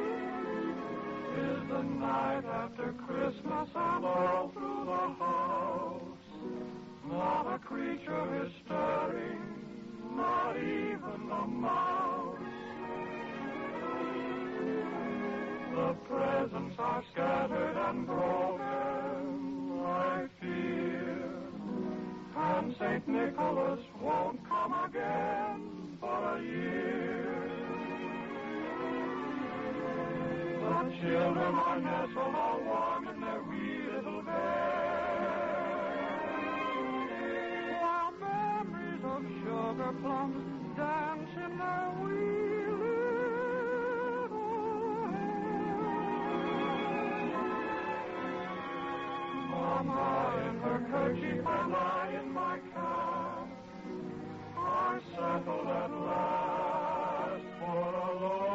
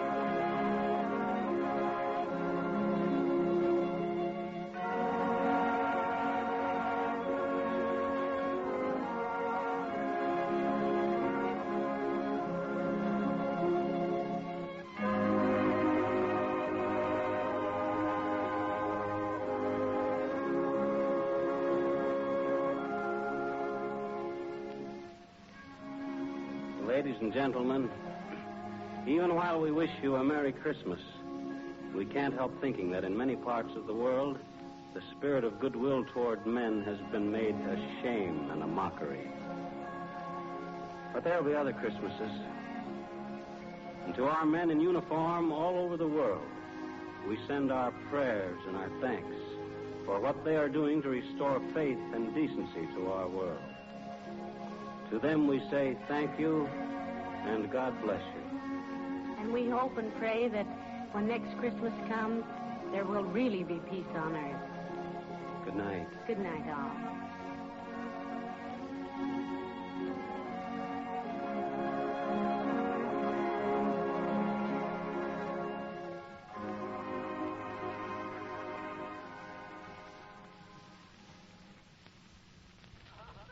Seconds? Oh, we got lots. Ooh. The Johnson Wax Program with Fibber McGee and Molly.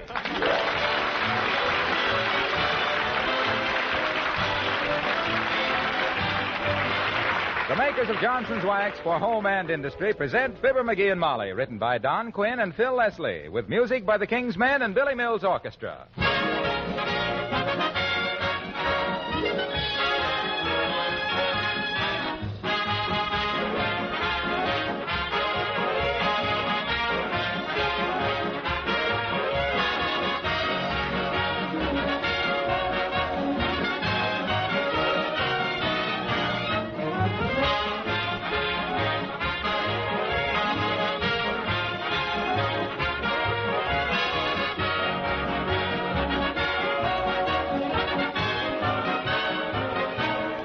The holiday season is a time when you want your home as bright and cheerful as you can make it.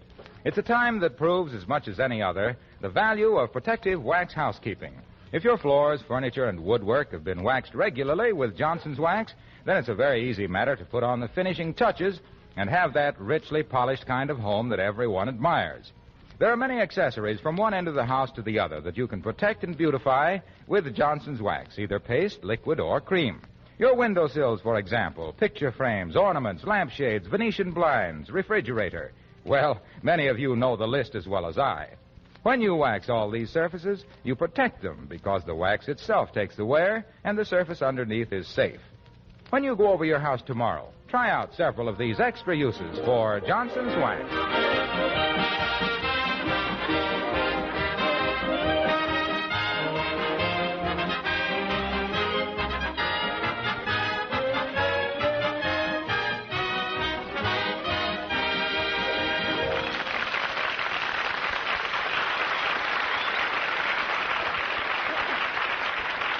3 of the most curious things in the world are the gyroscope, the pyramids, and the Squire of 79 Wistful Vista.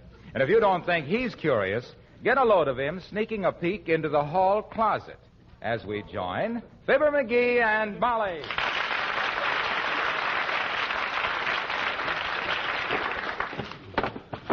Boy, oh boy, oh boy, oh boy. Look at all these Christmas presents. From Molly to Fibber with love. To Fibber from Molly with best wishes. To the best husband a woman ever had. Wonder who that's for. I thought I was the only husband she ever... Oh, well. Uh-oh. An envelope. Do not open before Christmas. Looks like it might be a war bond. Flap isn't sealed very tight either. If somebody's thumb ever got caught in there, it'd flip open like a... Oh, my goodness, it did it. Maybe she didn't even mean to seal it. And if it ain't sealed, I suppose it's okay to read it. My dear husband, get out of this hall closet and stop snooping. I like that. To think she'd think that I'd think of stooping to snoop when she... McGee! McGee, where are you? Oh, caught in the act. I better put this stuff back in here fast. This must be the new belt I've been hinting about. I hope this is a fountain pen. If this isn't a sweater, I'll... McGee, where are you? What are you doing? I'm trying to get the door closed on the hall closet, Molly. It's so full of stuff, it's sprung open. Aha! I got it. That was quick thinking, McGee, old man. If she ever caught you doing that stuff...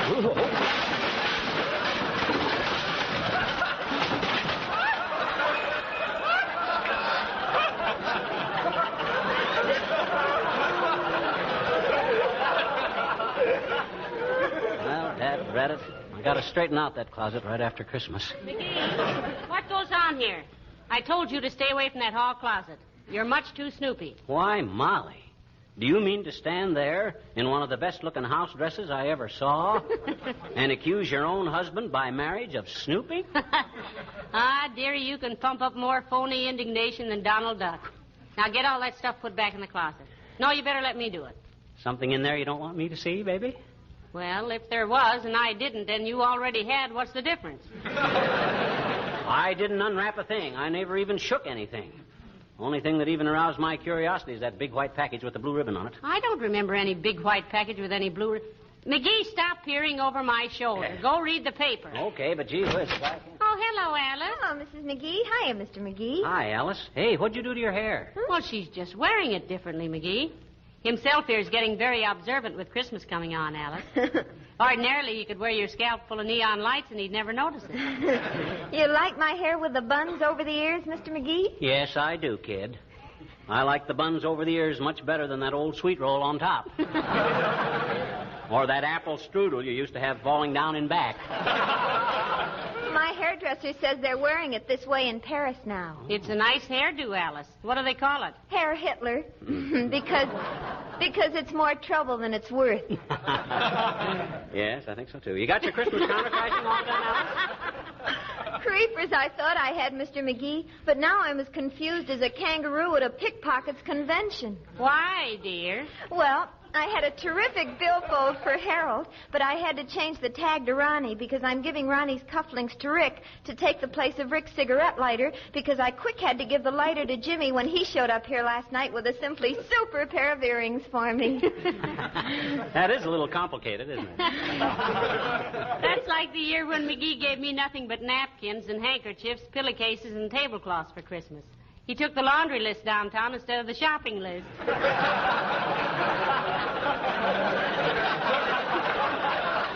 Well, gee whiz, You know, Alice, we're not doing very much for Christmas this year. The Treasury Department had beat Santa Claus down the chimney. Well, I told all the boys not to spend their money foolishly on things for me this year. I told them all to take whatever money they intended to spend on me and put it in war bonds. Good for you, Alice. Use the boys' dough to back up the doughboys. Certainly. Anyway, I just assumed they gave me war bonds as anything else. Well, I've got to get back to the post office. Goodbye.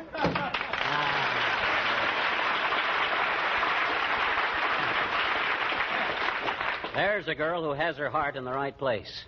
On her sleeve. I don't know. She's a lot like I was when I was a girl, McGee. Except that she has 20 boyfriends and I just had you. Yeah, well, that wasn't because you were unpopular, Snooky. That was because there was an ugly rumor around Peoria that McGee had put a bear trap in Molly Driscoll's porch swing. That was more than a rumor, sweetheart. For 15 years after that, my father never sat down without first slapping the chair with his cane. Now, listen, go away while I get this stuff back in the closet. How about that white package with the blue ribbon on it? McGee, I swear I know absolutely nothing about that. You wouldn't kid me, would you? After all, when mysterious packages are hid away in the closet... Heavenly days, what was that? My belt. It busted. Remember how I've been telling you my belt was on its last legs? Well, it's a funny place to wear a belt. But I do remember your mentioning it several times. Looked awful, too. Supposed to have been genuine calf, but I'll bet a cookie its mother was a paper mill. Doggone it, my last belt, too. Oh, well, I can wear a necktie around my waist till I can get downtown and buy a new one. All right, dearie, all right. You win. Here, open this package.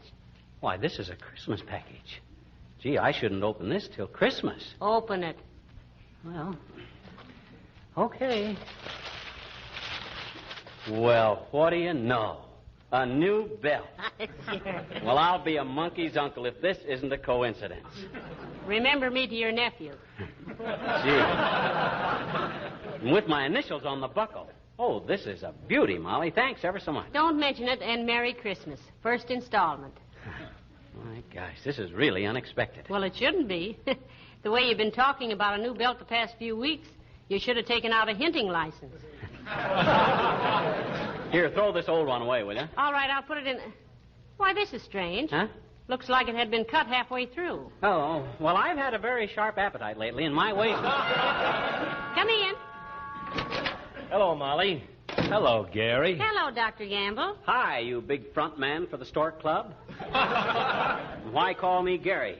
You finally agree with me that I look like Cooper? No, that's just my abbreviation for garrulous. Why, Dr. McGee is not garrulous. I should say not. I haven't been out with a girl since I married Molly. Yes. Yes, I know. You two are the living exhibit A for the scientific theory of the attraction of opposites. Molly is so good-looking and sweet and quiet. And I'm? Yes, indeed, in spades. Say, what's all this Christmas stuff around here? You been unwrapping a present, McGee? Well, he just broke his belt, Doctor. And as long as I was giving him one for Christmas, I thought he might as well have it now. Beauty, ain't it, Doc? Real pigskin. I shall not descend to any of the obvious retorts, my boy. It is a very handsome hunk of haberdashery. But aren't you a little ashamed of accepting your gifts now? According to my calendar, it's several days until Christmas. Well, I was just trying to keep up his spirits and his pants for the next week, Doctor. What do you use for a calendar, Doc? Cut a notch in a patient for each day of the week? No, I just glance in the mirror. If I seem to have aged 10 years, I know another day has crept by. You know, you ought to go away for a good long rest, Doctor. Someplace where you can't get near a telephone, like any drugstore. Don't think I wouldn't love it, my dear, but I've got to stick around for the Christmas rush. What Christmas rush? You running a black market in pink pills? No, but us Cowtown pasteurs expect certain seasonal phenomena about this time of year. Like kids swallowing Christmas tree ornaments. Selfish little animals that they are, an ornament so hard to get. And then, too, digital callosity is almost an annual epidemic. Heavenly days, what on earth is digital callosity? Calluses on the fingers. From people rubbing them over greeting cards to see if they're really engraved. Well, it's nice to have you drop in, Doctor. Particularly without McGee starting an argument with you. No, just a darn minute. Whom starts all the arguing with whom? Doc always starts them, not me. Oh, now, don't give us that, little Sir Decibel. You're as bad-tempered as a dime store jackknife, and you know it. I don't know any such a dirty thing. Just because you always start snarling at me with your big fat teeth don't mean I got a bad temper. Why, you peripatetic little biological aberration. You have the neurological reactions of a schizophrenic troglodyte. King's X. What do you mean, King's X? Doc don't play fair. I don't know what he's talking about. Well, I'll call it off till I look up some one-syllable words, McGee. Anyway, I got to get back to my office. It's probably full of expectant fathers. Expectant fathers? Yes, they expect me to tell them beforehand whether to have the nursery decorated in pink or blue. What do you tell them, Doc? I give them an evasive answer. I tell them to go fry a pig. Well, Merry Christmas, folks. Thank you, Doctor. Same to you. And a Happy New Year, Doc.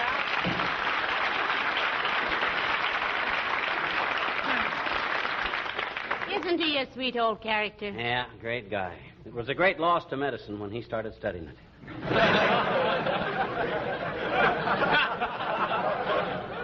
What a patient he'd have been. Say, I wonder if it was he who sent us the big white package with the blue ribbon on it. Are you kidding? You don't have to play coy with me, Tootsie. I wasn't born yesterday. Well, you might as well have been. You're so changeable. Now, if you'll,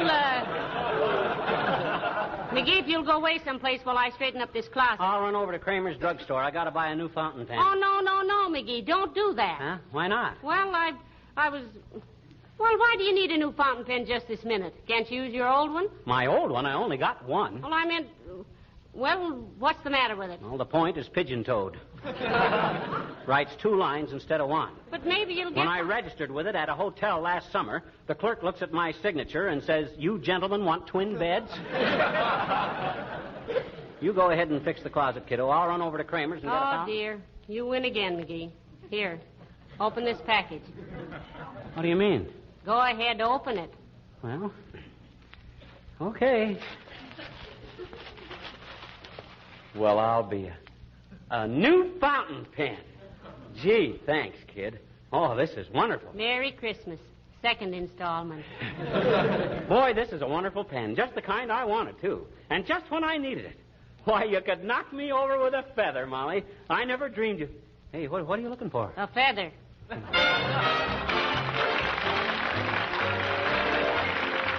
Billy Mills and the orchestra and Jingle Bell.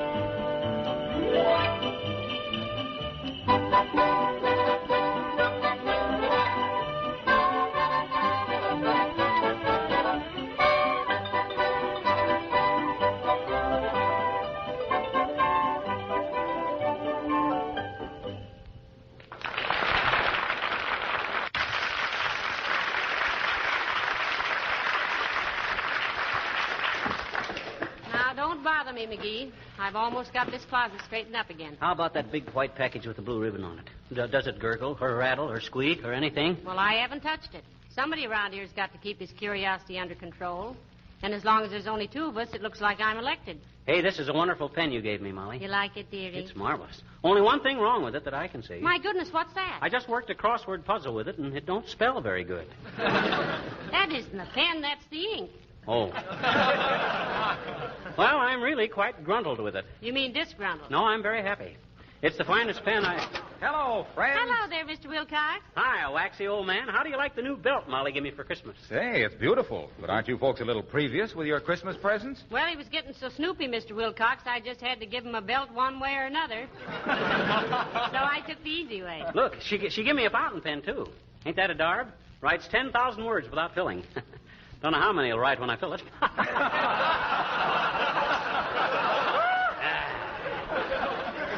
Don't you get it, kids? I says it right. Ain't funny, McGee. I thought it had a kind of a funny taint. You like the pen, Junior? It's very handsome, pal. But better get your name engraved on it. Be ashamed to lose a nice pen like that. Well, I couldn't get it engraved till after Christmas, Mr. Wilcox. I took it to 7 different jewelers, too. Gee, did you really, Molly? Yes, and I got quite an inferiority complex. Leaning over $80,000 worth of diamond necklaces, trying to get a $3 job of engraving done. Well, gee, you should have taken it to my cousin, Big Bill Wilcox, on Oak Street, Molly. One of the finest engravers in the country. I thought all the really great engravers were working for the government, Waxy. Oh, he used to. In Washington? No, Leavenworth. That's why they call him Big Bill. He got caught making 20s out of 10s. They put him to work making little ones out of big ones for making big ones out of little ones, eh? Yeah, he's a terrific engraver, though. He's a... Well, here, wait a minute. Here, take a look at this common, ordinary little pin. Well, what about it? Well, look at the head of it. Kind of scratched up, isn't it, Junior? Ha, ha, ha. Look at it through this magnifying glass, which I just happen to have with me. Uh-oh. Well, heavenly days, isn't that marvelous? Let me look at it. Well, I'm a son of a gun. What does it say, Junior? Can't quite read it without my glasses. It says you don't have to be sharp as a pin to know that Johnson's self-polishing glow coat is the finest beautifier and protector of linoleum. Imagine writing all that on the head of a pin. Oh, there's more than that. It says if you're stuck with faded, worn linoleum, bring it back to life and beauty with Johnson's glow coat, the polish that shines as it dries. My gosh, he is quite an engraver, isn't he, Waxy? Well, you know, the funny part of it is, it only took him 20 minutes or less to do it. Oh, that's too much. Same length of time it takes for glow coat to dry to a mirror-like finish on your linoleum. Now, wasn't that a coincidence? Amazing. Here, let me put the pin back in your lapel, Mr. Wilcox. I'm afraid it might get lost. Oh, ouch. Oh, I'm sorry. It's your story, Junior, and you got stuck with it. Well, here, let me take your fountain pen, pal. I'll have Big Bill engrave it for you. Thank you, Mr. Wilcox. Thanks, Junior. Don't mention it. I'll have it back Friday. Okay. Isn't he a sweet old... Oh, no, that's Dr. Gamble.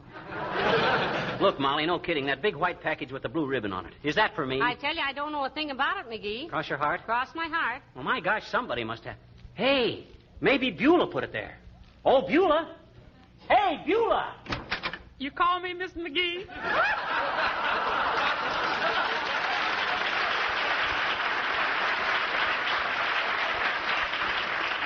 Why should I? You never call me Beulah. Mr. McGee wanted to know about this big white package with a blue ribbon on it, Beulah. Did you put it in the closet here, Beulah? No, sir. That package is a complete stranger to me. Well, that's strange. Oh, well, we'll find out when we open it at Christmas time. Have you got all your shopping done, Beulah? Yes, ma'am, practically. All I got left to get stuff for is Papa and Ira. Ira? Who's Ira? He's my one and only, sir.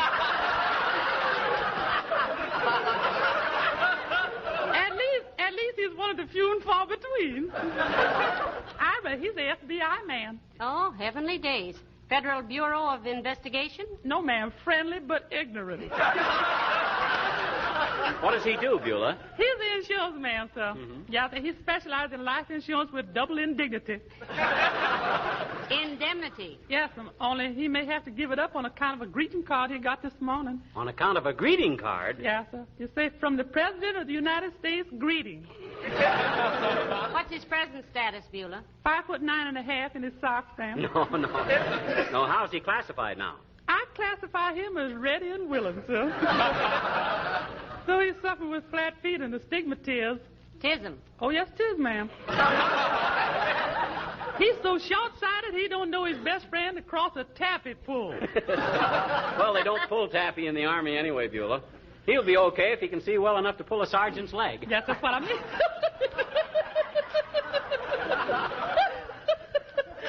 Love that man.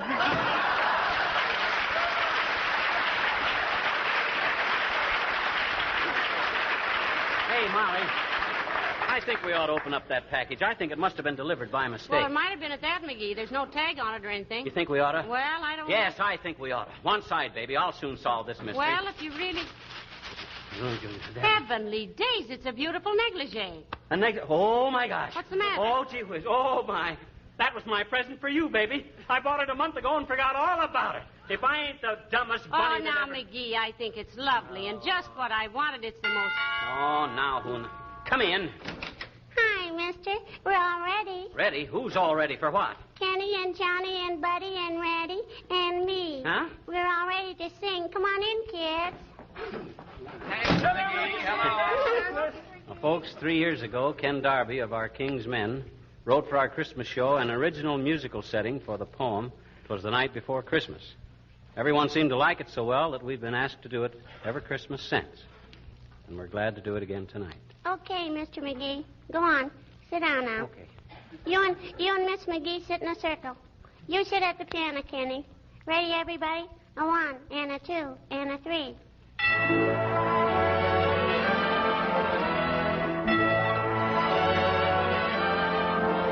'Twas the night before Christmas, and all through the house, not a creature was stirring, not even a mouse.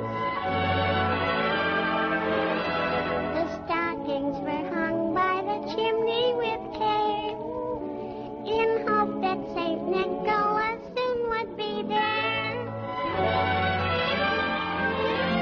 The children were nestled all snug in their wee little beds, while visions of sugar plums dance in their wee little heads. Mama in her kerchief and I in my cap had just settled down for a long winter's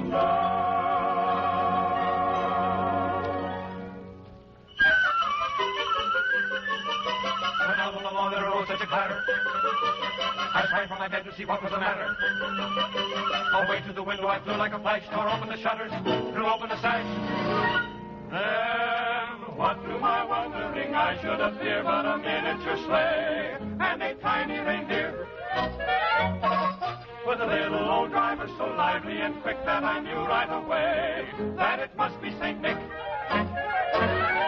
All bundled in fur from his head to his foot, old Santa was covered with ashes and soot. I drew in my head and was turning around when down the chimney he came with a bound.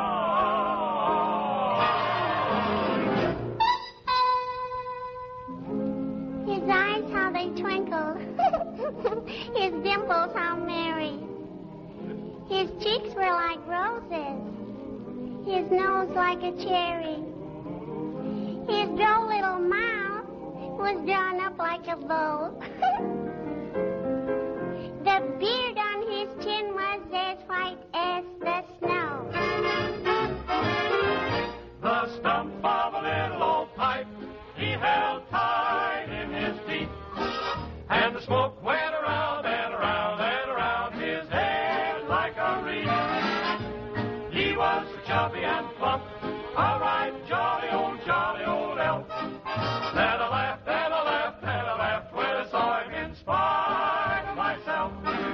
He had a broad face, and a little round belly that shook when he laughed, like a bowl full of jelly. He gave me a wink of his eye and a twist of his head, a chuckle and a smile I knew all the while I had nothing to dread. He spoke not a word, but went straight to his work and filled all the stockings. Oh, boy. Then turned with a jerk. Then laying a finger aside of his nose and giving a nod up the chimney he rose. He sprang to his sleigh, to his teeth, gave a whistle, and away they all flew like a down of a thistle. But I heard him exclaim, and he drove outside. Merry Christmas to all, and to all,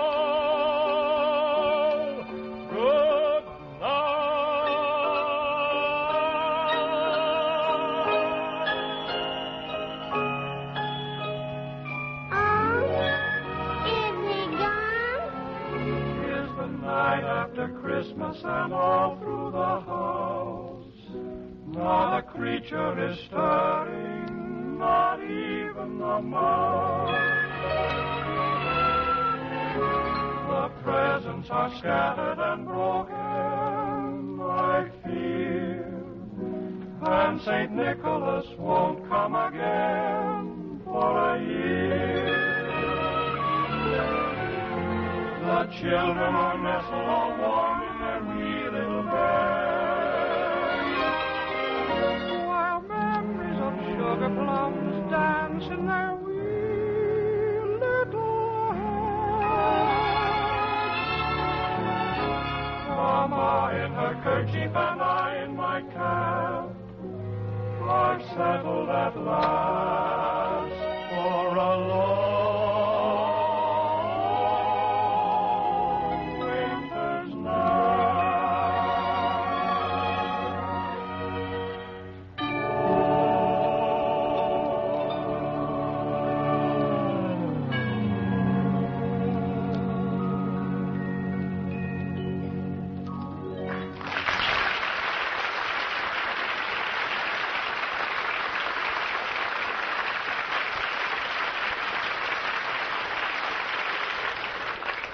Ladies and gentlemen, 2,000 years ago, a star shone over Bethlehem to light the way to peace and goodwill on earth.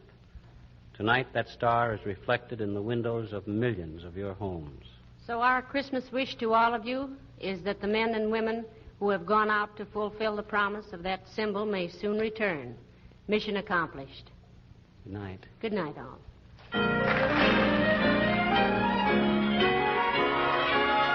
I heard him exclaim, and he drove out of sight.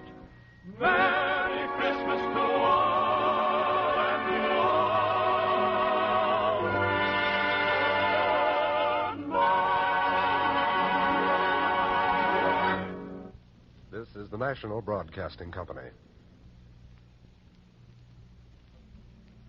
The Johnson Wax Program with Fibber McGee and Molly.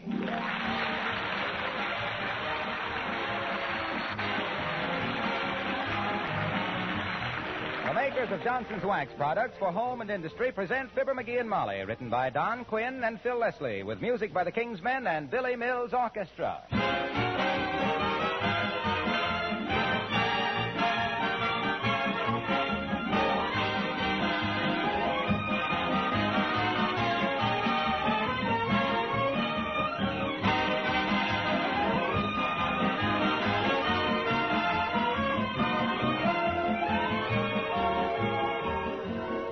What two things are you most anxious to have in your home? Aren't they beauty and cleanliness? Well, think for a moment how easily and inexpensively you can have both beauty and cleanliness just with an occasional application of genuine Johnson's Wax to your floors, furniture, and woodwork. A rich, mellow, polished wax surface is a thing of beauty in itself. The wax brings out the grain and beauty of the wood. It adds a soft luster to leather, linoleum, and metal surfaces. And, of course, this tough wax film protects these surfaces against wear, dirt, and moisture. Dust and dirt do not adhere readily to a wax-polished surface. So cleaning is not only easier, but a waxed home is actually cleaner and more sanitary.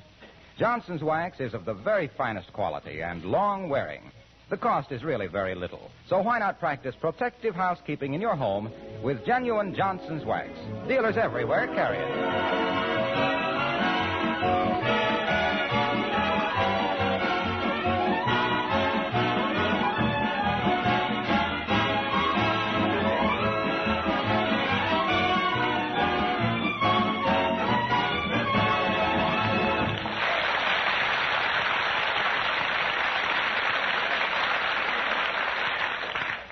There are certain people who simply won't admit that nature does anything right.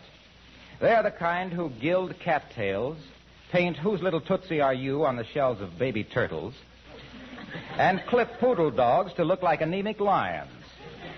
Here's one of those people now, as we meet Fibber McGee and Molly.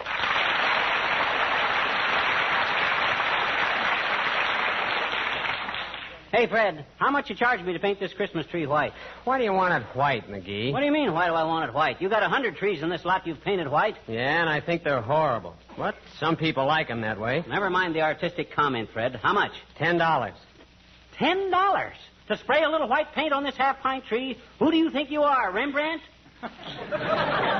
Looky here. Maybe you didn't understand, Fritz. I want this tree painted white, not gold-plated. $10. You're a pirate, and I'll bet you've made $200 already today. You're a cheapskate, and I've made $340. You're a robber, and you want to sell a half interest in this joint? You're a stoop, and I wouldn't sell my own mother a half interest. You're a low-down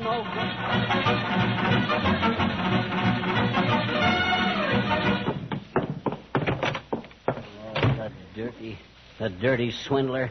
$10 to spray a little tree white. The rat. Cheating people right and left. Making $400 a day. The chiseler. I don't know whether to report him to the OPA or make him a better offer for a half interest. Low-down chiseler. What's the matter, McGee? This time. It's that guy, Fred Corrigan, that runs the Christmas tree lot at 14th and Oak. That dirty pine broker. Wanted to charge me $10 to paint our Christmas tree white. Well, that does seem a little high, dearie. But think of the work there is to it. Putting all those needles back on after the paint dries.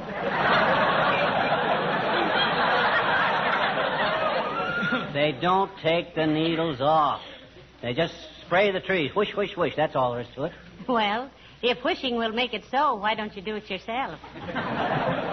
If it's a $10 job, I can't afford to pay myself that much. Besides, I haven't got a paint spray, so... Hey, haven't we got a paint spray attachment on the vacuum cleaner? Oh, dear. Oh, my gosh, I can have that tree painted white before you can say, don't it look awful? Now, McGee, please, I realize we need the house painted, but not on the inside. Let's leave the tree green. Oh, you'll love a white one, Snooky. It's the modern thing. Nobody uses green trees anymore. They're outmoded. You don't say. Well, tell me, Salvador.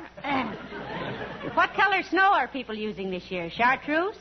No kidding, Molly. White Christmas trees are all the rage. Everybody. They must be. They throw me into one. Now, look, sweetheart, just put the tree up and trim it. I love a green Christmas tree. Don't you, Alice? Don't I what, Mrs. McGee? Look, Molly, I'll put it up to Alice fair and square and let her give an opinion. Here's the preposition, kid. If you were going to have a Christmas tree, which would you rather have? A dusty, drab, dirty old green one or a bright, snappy, glistening white one? Which, Alice? Mistletoe. Mistletoe. What an answer. Well, jeepers, don't you like to hang up a little bouquet of mistletoe, Mr. McGee? Oh, he's too shy, Alice. I am not shy. What good is mistletoe?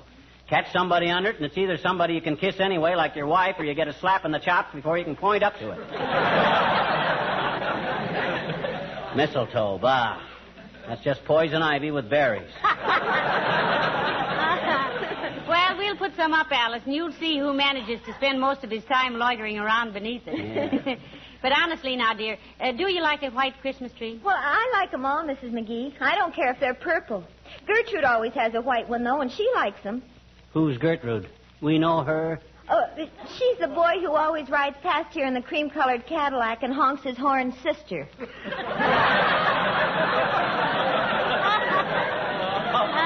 yes. I see. Well, himself here used to go with a man who owned a Stutz Bearcat's niece. Yeah, but I gave her up for an old guy with a broken-down Maxwell's daughter.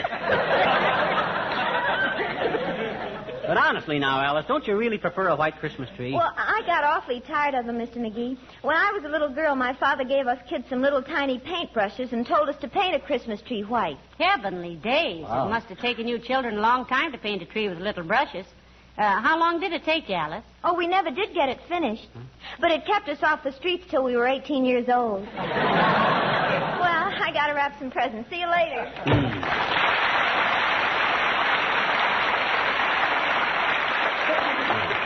Bright kid. How all that lovely golden hair can grow out of that solid bone, I'll never know.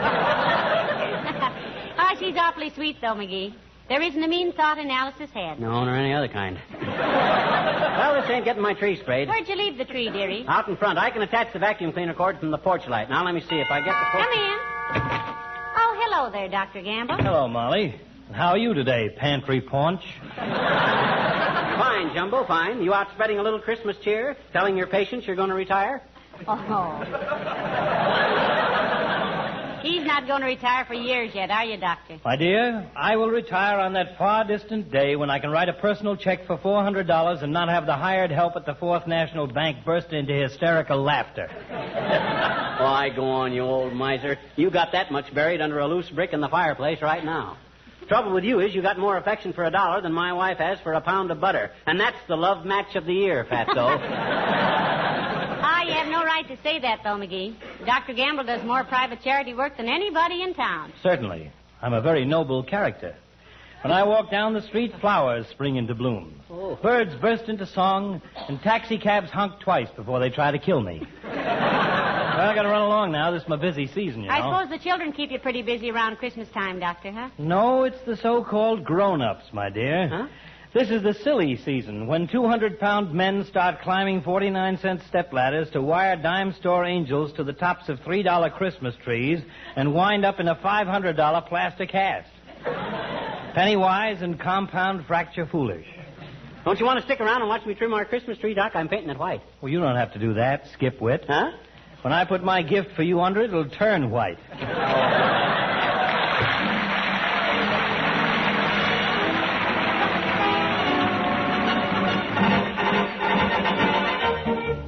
Billy Mills and the orchestra and the parade of the wooden soldiers.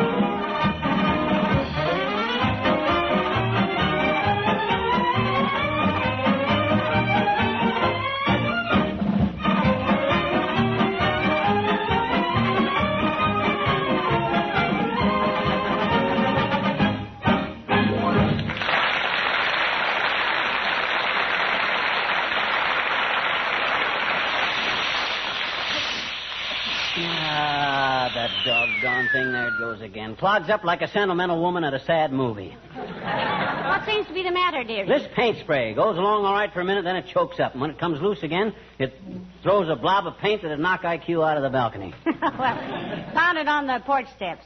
And maybe that'll loosen it up. Okay, I will. There, now try it. Okay. Oh, heavenly days, McGee. You almost hit me with that. I'm sorry, kiddo. I didn't know it was loaded. Well, here we go. There, now, just... Dad ratted had done it again. Clogged up. Well, hurry up and get the job finished, McGee. It's colder than a lineman's lunch out here. Well, you go on in the house if you want to. I can handle this all right. No, I've got to stay out here and tell people who you are. Huh? You get a little more of that white paint on you, and they'll think you're a badly constructed snowman. Okay. That does it. Now, I'll have this tree sprayed before you can Watch say... your aim, dearie. Huh? No, you better shut it off. Here comes Mrs. Carstairs. No. Hello there, Mrs. Carstairs.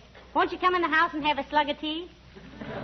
No, thank you, my dear. I'm just out walking my Pekingese and must hurry along.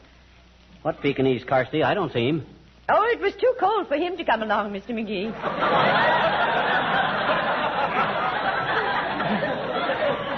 But as long as one of us goes out, he's satisfied. It's really a sweet little dog, Millicent, from what I've seen of him. Personally, I wouldn't have one of them four-legged dust mops as a gift. Give me a man-sized dog. I ever tell you about the hunting dog I had once, Carsty, by the name of Durante? Durante? Yeah, what a nose that dog had. Never forget one time we were walking through the woods. Me and my dog, pipe over my shoulder, gun in my mouth. What was that again? Gun over my shoulder and pipe in my mouth, when all of a sudden Durante freezes. He's on point. Nose quivering, tail out like a ramrod. 1 foot in the air. I raises my gun, walks slowly forward, and there, not 10 feet away, was a guy sitting on a stump. That was quite a dog, Mr. McGee. Trained to flush game wardens, was he? No, sir. I bawled the dog out, and then I was never so ashamed in my life. It was the smartest thing he'd ever done. Why? Well, sir, I got talking to the guy, and you know what? His name was Partridge. Oh. Henry W. Partridge. Wasn't that wonderful, Carsty? No, I don't think that's so remarkable, Mr. McGee. In the light of what a police dog of mine once did. What was that, Millicent? After all, it's so cold out tonight, the bologna won't spoil. Well, this dog of ours was extremely intelligent. Mm-hmm. One day I had him in the post office, and I noticed he was staring at the police posters on the wall. Suddenly, he dashed out the door and was gone. Probably went out to steal an apple off a fruit stand, Carsty. No. When I got home, he was gripping our butler by the vest pocket and was barking into the telephone, which he'd knocked off the table. When the police arrived, it turned out that Jarvis was wanted by the authorities in 3 states. Yes, but why was your dog holding him by the vest pocket, Millicent? That was where our butler kept his fountain pen. You see, he was wanted for forgery. Well, so nice to have seen you. Good evening.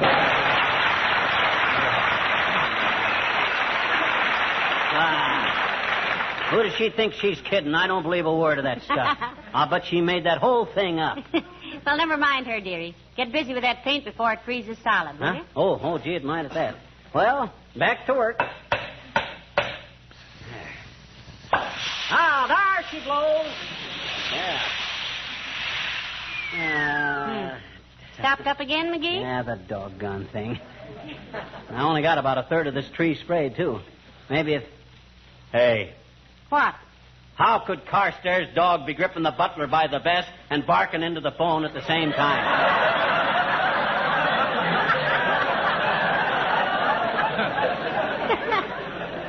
Why, she didn't say he was gripping the butler with his teeth, dearie. Huh? You know, after all, a dog as smart as that could hold him down with one hind paw, dial the police station with the other, and use his front feet to take fingerprints. Yeah, maybe, but how she... Oh, well, why should I worry? That's better yet. You're getting more paint on yourself than you are on the tree, McGee. Well, the wind keeps changing. They ought to make these paint sprays with a weather vane on them. By George, if. Oh, dear. In the time you've taken to get this tree a dirty gray, Pet, I could have whitewashed the Kaibab National Forest with a flip gun. Well, doggone it, I don't see... Hello, folks. What's going on here? Hello, Mr. Wilcox. Hi, Junior. Pull up a front step and give yourself a three-point landing. If you want your Christmas tree painted white, Mr. Wilcox, trot home and get it. Yeah, I won't be out here very long, Junie, as soon as I adjust the nozzle on this paint. Hey, wait a spray minute, out. Mac. Do you mean to stand there like a front man for Painter's Colic and tell me you're actually going to ruin that pretty little tree with white paint? Ruining that refugee from the forest primeval? Despoiling a magnificent evergreen? Ah, skip the dramatics, Junior. We know you memorized Evangeline in high school. And you played the heavy in the Chautauqua Company of Rebecca of Sunnybrook Farm, too, didn't you, Mr. Wilcox? The juvenile lead, if you please. I also had 3 seasons of Shakespeare. A likely story. When you play Shakespeare, son, that's when Othello needs a friend. Everyone in Omaha, I'll have you know, said I was another Barrymore. Why, when I came out in my tights and said, "Oh, what a rogue and peasant slave am I." You can say that again. Now, hush, McGee. I love Shakespeare. Go on, Mr. Wilcox. Is it not monstrous that this player here, seeing a lady forced to menial task and seeing such drudgery, would not then dispense a thing called Johnson's glow coat? Forsooth, a goodly fluid, which spread upon the scullery linoleum would thus eliminate the scrub. No rub, no bump. Just pour it on, and in 1/3 the time it takes for our glass to turn, it dry. If Shakespeare ain't in the public domain, this 2-bit Orson Welles is going to be sued for $9 million. Ah, yes, it dries. And so mirror-like it gleams. The porridge spilled, wiped off, leaves not a single spot. The labor saved, the hours gained, the beauty seen. 'Tis glow coat. Beloved by chatelaine and serving wench alike. Your nearest dealer. Hey, now wait a minute, Mr. Wilcox. Is that in Hamlet? My dear girl, it's in every hamlet, every village, every town, city, and metropolis. Every place where a housewife takes pride in the appearance of her kitchen. And if I don't get back to the office in the next 10 minutes, I'll find myself back in Chautauqua. So long, kids.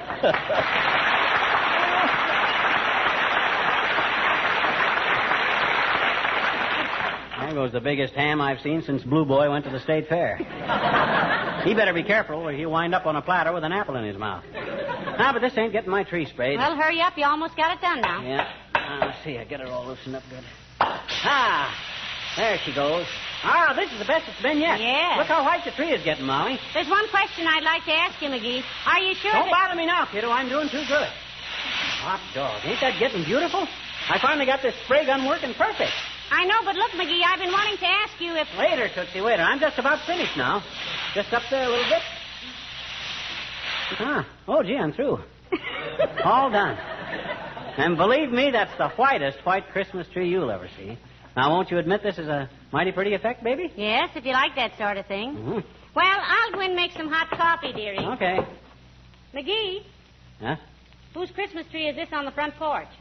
Oh, that's the one I bought this morning that I'm going to paint white. What? Oh, my gosh, what tree did I paint? The one that's been growing there in the yard all these years.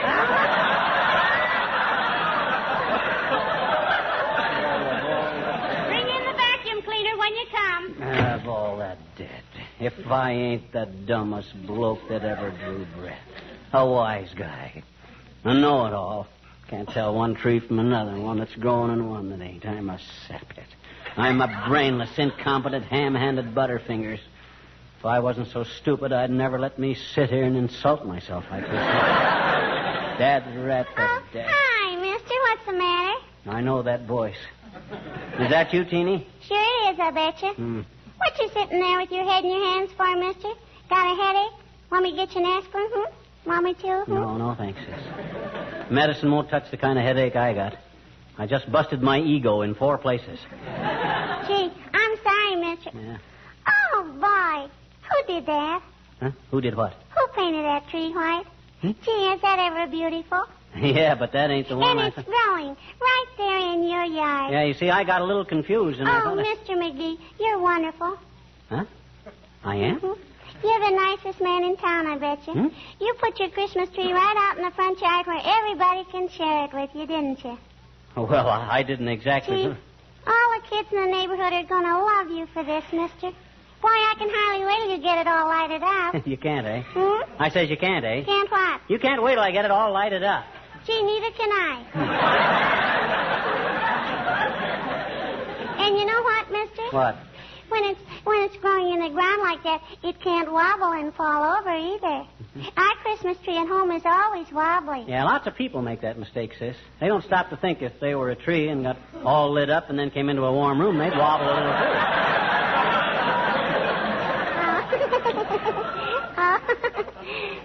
Skip it. So you think it looks all right out here in the front yard, huh? Oh, boy. I'll say. Mm-hmm. Now all the little children that haven't got Christmas trees can come and see yours, can't they? Yeah, I kind of plan to get a lot of little bags of candy and stuff and let the kids help themselves Christmas Eve, sis. I just planned that. Think they'd like that? Gee, will they ever? And us kids will sing. Sing what? You know, the song we sing for you every Christmas time. 'Twas the night before Christmas, the one we just recorded. Oh. Would you like to hear it now, mister? Would you? Yes. Yes, I believe I would, sis. Okay. Hey, Kenny, Johnny, Buddy, Randy, come here. He wants to hear it, all right.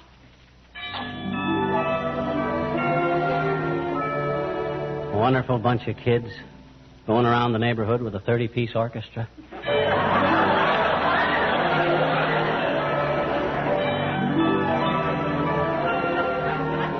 Twas the night before Christmas and all through the house not a creature was stirring, not even a mouse.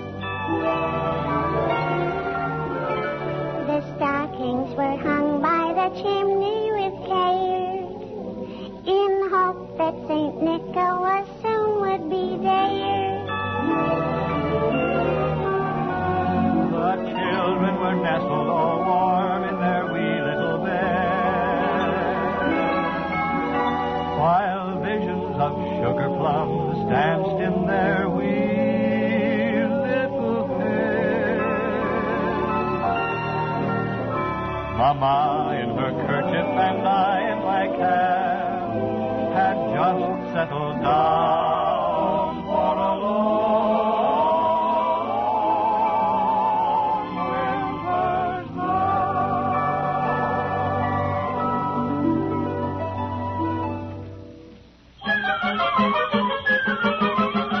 Along there rose a clatter. I sprang from my bed to see what was the matter. Away to the window I flew like a flash, tore open the shutters, threw open the sash. Then, what to my wondering, I should appear but a miniature sleigh and a tiny reindeer. With a little old driver so lively and quick that I knew right away that it must be St. Nick. All bundled in fur from his head to his foot, old Santa was covered with ashes and soot. I drew in my head and was turning around when down the chimney he came with a bound.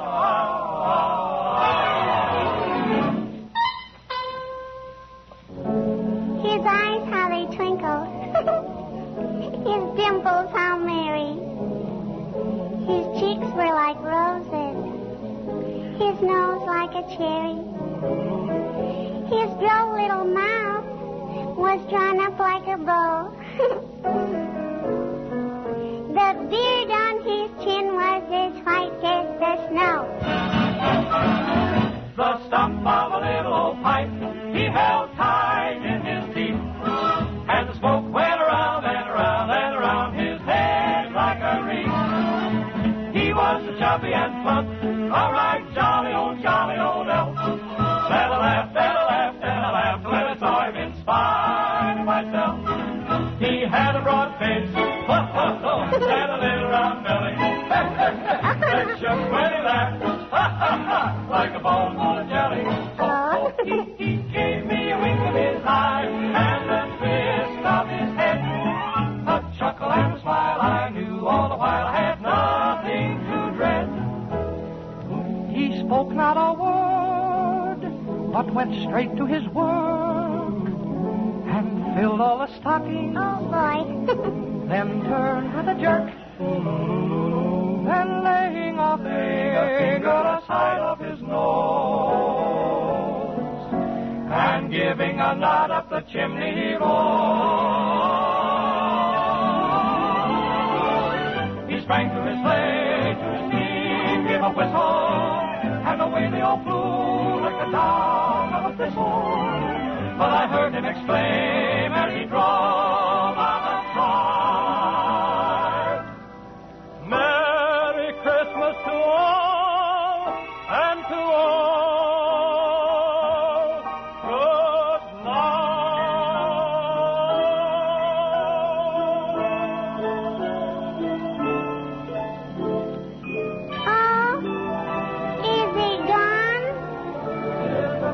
good after Christmas and all through the house, not a creature is stirring, not even a mouse.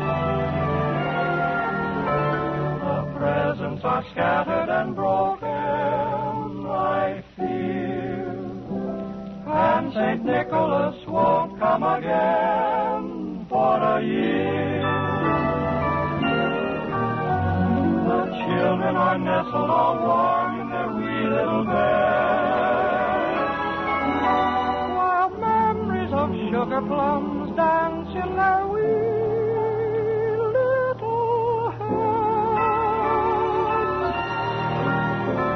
Mama in her kerchief and I in my cap are settled at last for a long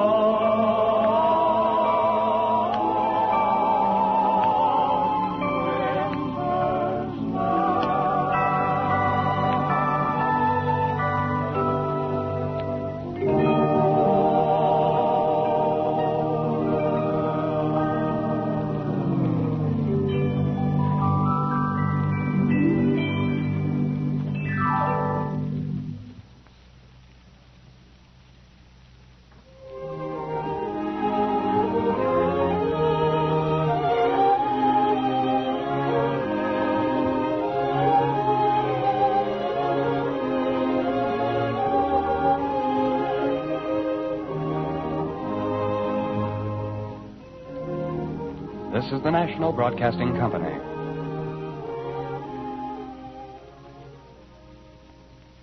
The Johnson Wax Program with Fibber McGee and Molly.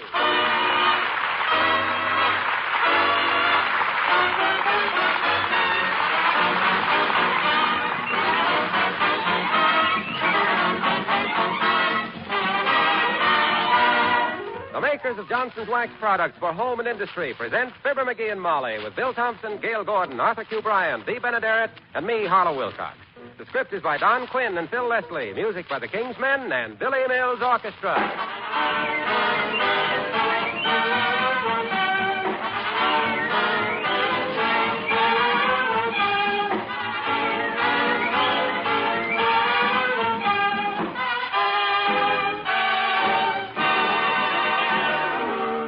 You know, it isn't very often that we have the privilege of coming into your home on Christmas Eve.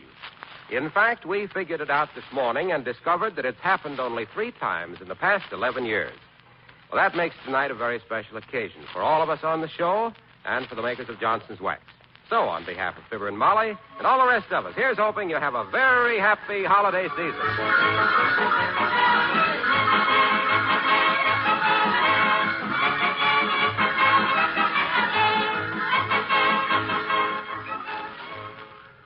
We take you now to the Wistful Vista branch of Santa Claus Incorporated, where we find one of St. Nick's little helpers hard at work.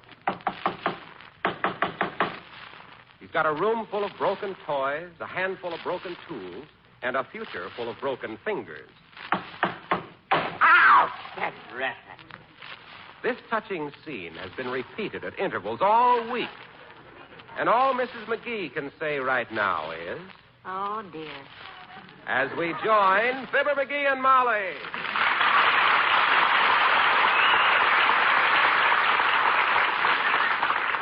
How's it coming, McGee? Got many more toys to fix? Many more to fix. My gosh, yes, about 150. Altogether? About 5 of them are all together. The other 145 are all apart. But I can do it. Now, look, you see this little music box? I think I got this fixed. Oh, play it. Okay, well, I wind it up. Listen to this. Pretty, huh? What was it? Silent Night.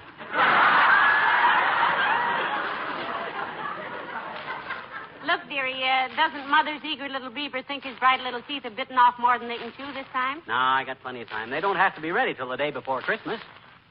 I've got a TL for you, McGee. Huh? This is the day before Christmas.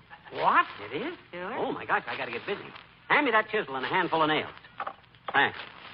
Now, let me see. What'll I work on next? How about this thirsty little coaster wagon with its tongue hanging out? It needs a new front wheel. I thought maybe if I took a wheel off of this tricycle and made a bicycle out of it, then took the frame off the bicycle and made a scooter out of it, I could use the saddle for this hobby horse, which would give me an extra pair of handlebars, which I could use for, what could I make out of handlebars? Well, I'll think of something. Hey, did you see how I fixed up this little toy carpet sweeper? No. Does it work? Oh, I'll say it works. Look. You push it forward, picks up the dirt. Amazing. Pull it backwards, it throws the dirt out again. That way, the kid can use the same dirt all day long. Don't have to keep running outdoors for fresh dirt. I think that's a very good idea. Come in. Well, for goodness sakes, Mr. Wimple. Hello, folks. Hi, Wimp, old man. You better not sit down any place unless you've been vaccinated against hacksaw blades. Well, I can't say but only if... My gracious, look at all the toys. Aren't you ashamed, Mr. McGee? Yeah, what for? Opening all your presents before Christmas? Oh, those aren't his, Mr. Wimple. He's repairing them for children who might not otherwise get any. The school is in charge of distribution. Isn't that nice? Yes. You must be very handy with tools, Mr. McGee. You said it, boy. Why, when I was... Hey, what's that book you got under your arm there, Wimp? If that's zombie comics, can I borrow it when you get through? No, this is just my bird book, Mr. McGee. Your what, Mr. Wimple? My bird book. I've been out watching birds today. Oh. I saw a barn swallow, and I'm going to write a nasty letter to the book publishers. Wrong picture, Mr. Wimple? No, but they can't tell me a teensy-weensy little bird like that can swallow a barn. Oh, they don't really eat barns, Wimp. They just peck the grain out of the wood. Yeah. Jingle bell, jingle bell, jingle bell.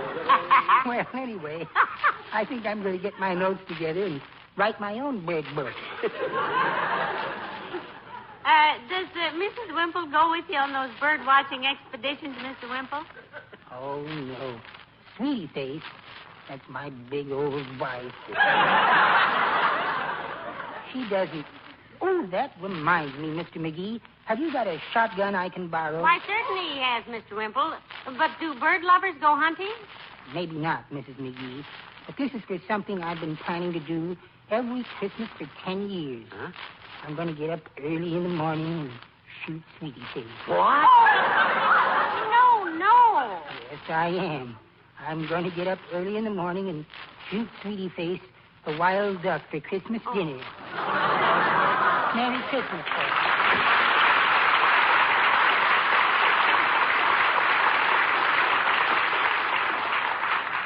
Well, McGee, I don't like to nag, but hadn't you better get busy with those toys? You haven't much time left, you know. My gosh, I haven't at that. Now, let me see. I think I'll fix up this dollhouse. The roof sags like a restaurant pie. Hand me that hammer, and I'll have this thing fixed before... Excuse me, folks. I forgot my bird book. Oh, here it is.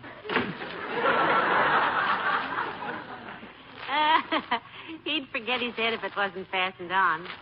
And with Sweetie Face around, I'm surprised it still is. Me too. Where's my hammer? I got to fix this dollhouse. Here, now, and be careful. You only have 7 good fingers left. Okay. I can take care of it. Oh, I had a little rabbit, and I wish I had her still. She was good for 18 carats, so I called her Diamond Lil. Oh, there was no... Oh, dear. Look at that dollhouse. If I ever have any toys to be repaired, sweetheart, I hope I can remember to tear up your phone number. This is discouraging. You know what? All them little kids depending on me to fix these toys, and here it is almost time to have the... Come in.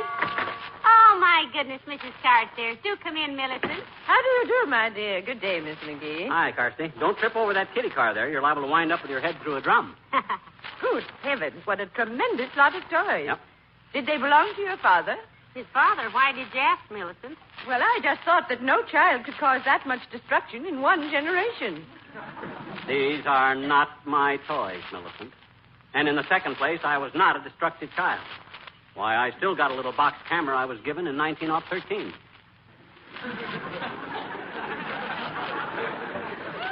Does it still work, McGee? Yeah, it works all right, but I don't use it. It's too dangerous. Dangerous? Yeah. Cuts everybody's head off.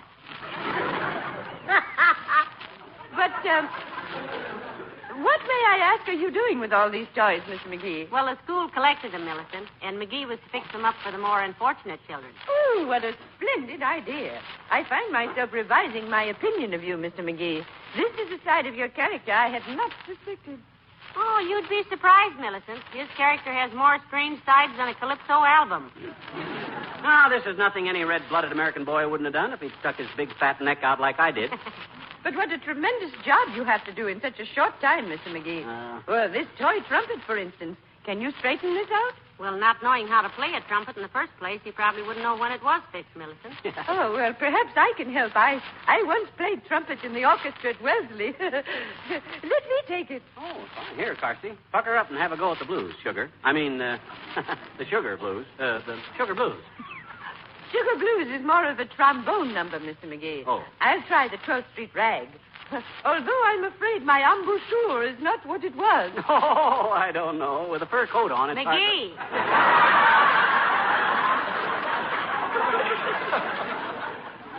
Go ahead, Carsey. Very well.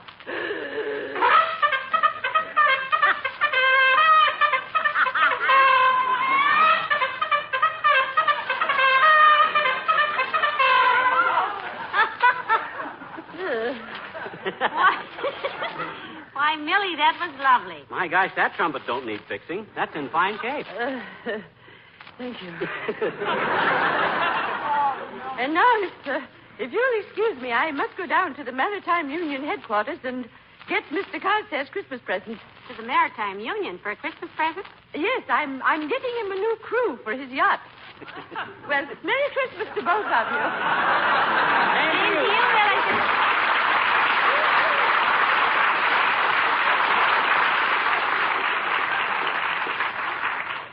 You know, dearie, she's right. The time is awfully short to do much about these toys. I know it. Maybe if I work fast, I'll... Oh, my tools are no good. You know, look at them. The chisel is nicked, the pliers are falling apart, and the hammer is looser in the head than I am. I got to get down to the hardware store quick and get some new tools. Where's my hat and coat? Where's that bait can I was hiding my money in? Well, now, if you can't remember where you hide your money, dearie, I'm sure Oh, I remember. It's right here behind the dictionary. Here it is. Well, I got to get going. Well, I'll see you later. Goodbye. Wait a minute. You didn't kiss me. Huh? Oh, goodbye. Ah, there goes the good kid. And who does he think he's fooling?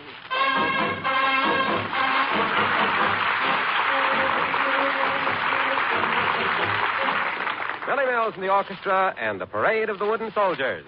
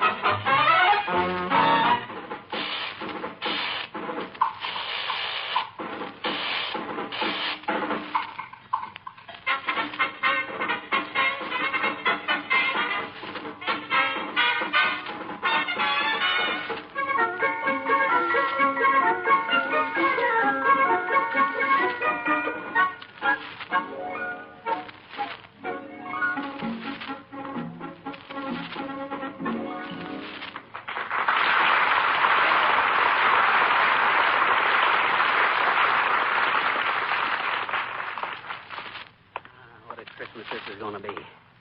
Fibber McGee, the dope of the ages. What a sap. What a husband. Somebody ought to put a Santa Claus suit on me and drop me down in the chimney of a blast furnace. Oh, wait a minute, McGee. What are you going to tell her? Are you going to tell her you spent all your Christmas money for new toys? My gosh, I don't know.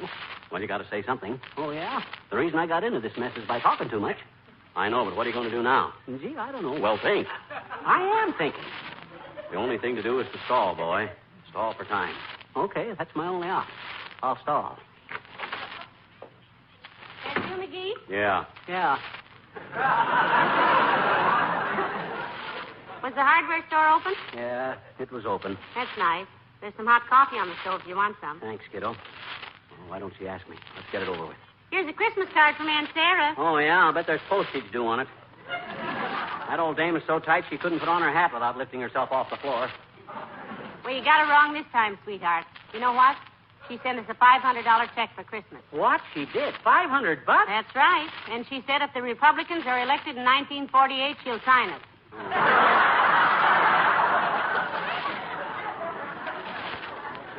Well, come on, McGee. Why don't you tell her, you big ape? You yellow or something? Molly, I got something to tell you. All right, dearie. What is it? Well... Tell me later, McGee. Come in.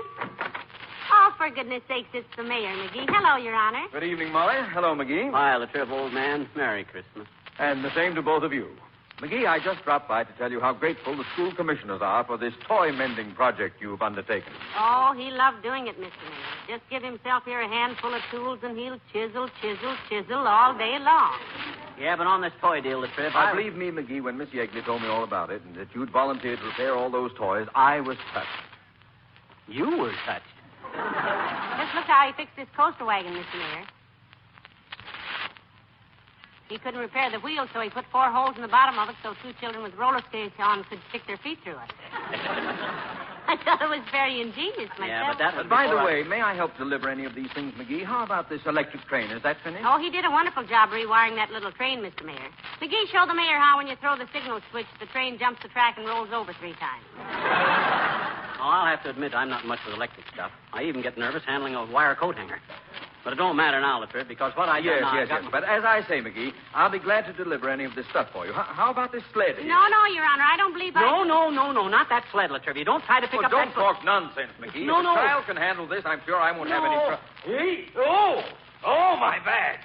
I've broken my back. Well, we warned you, Mr. Mayor. What's that sled made of, lead? No.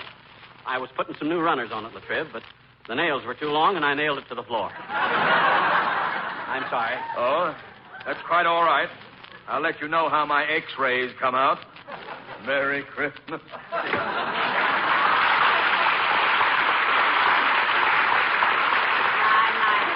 at the poor man walking up the street, McGee, all bent over, like he was looking for 4-leaf clovers. Well, I told him not to pick up that sled, but this being not election time, he don't listen to the common people. See, what was it you started to tell me before he came in, McGee? Oh, yeah. Well, I feel like a mug telling you this, Molly, but... Well, I was... Oh, stop scraping your foot on the carpet and tell me. Okay.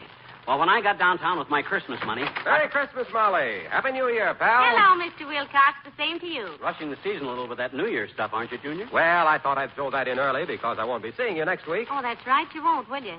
Sitting here next Tuesday night listening to Fred Waring, we'll miss you, Mr. Wilcox. Thank you, Molly. Will you miss me too, pal? I don't trust myself to talk, Junior. The very thought of you not dropping in here next Tuesday just kind of overwhelms me.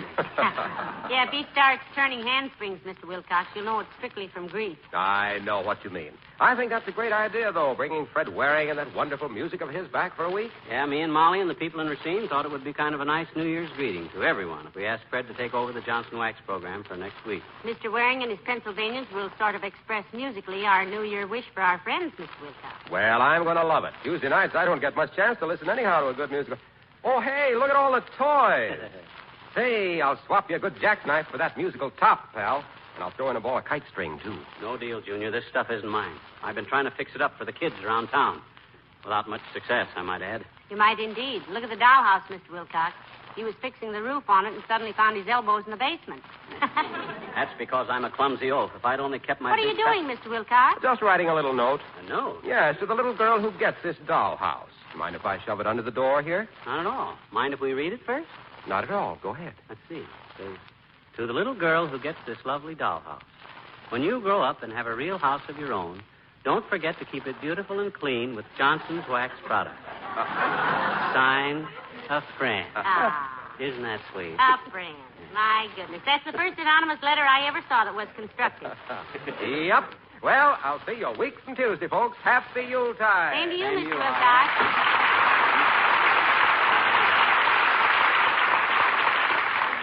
Old Waxy never quits, does he? McGee, you started to tell me something, you know.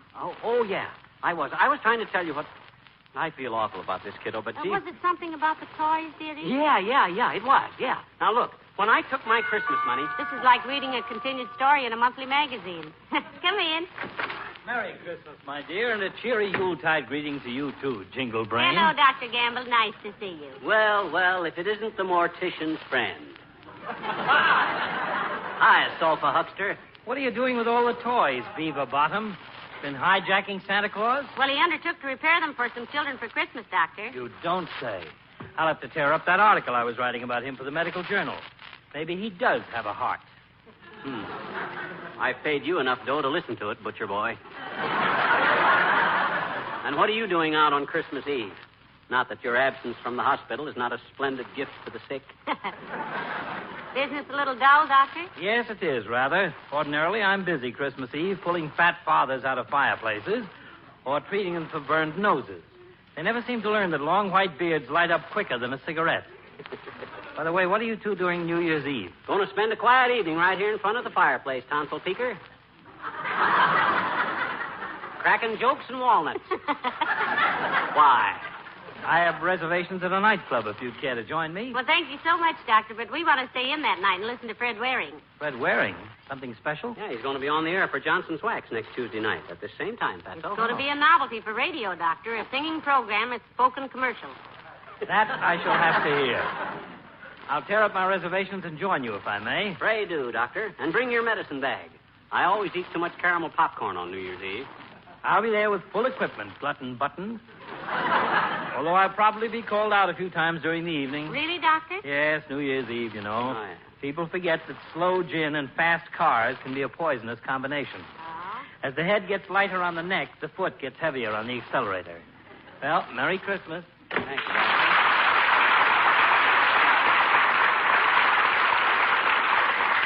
Now that we got a minute alone, Molly, look. Remember when I grabbed that bait can with my dough in it and ran down to the hardware store? Yeah? Well, the fact is, Oh, this is going to make me look like an awful fool. Now, sweetheart, when you fumbled that installment wedding ring on my finger, I took it for better or for worse. Mostly it's been for the better, so you might as well average it up a little. Well, okay. Here's the situation. When I realized Say, maybe you better write me an inter-office memo, McGee. Yeah. Conversationally, we're not getting anyplace. Come in. Oh, Alfred. Hi, Teeny. Hi, mister. Hi, Miss McGee. Teeny's the one who talked me into fixing all these toys, Molly. Yes, I know. Sis, I owe you an explanation. See, mister, you don't owe anybody anything, I bet you. Huh? I just ordered school and I saw all those toys. Oh, boy. Are they ever super, though? Just like new. Thanks ever so much, mister. Well, I got to spill this sometime, I guess. Sis, those toys are new. I bought them and had them sent over there. Oh? You mean you couldn't fix the old ones, mister? Couldn't you? Couldn't you? No, I couldn't. As a toy repairman, I'm about as handy as a turtle at a taffy pull. I flopped the assignment, Sis. You did not, I bet you. You were wonderful. Miss Yegley was so happy she cried. She did? Hmm? I said she did? Did what? Cried. Who? Miss Yegley! I know it.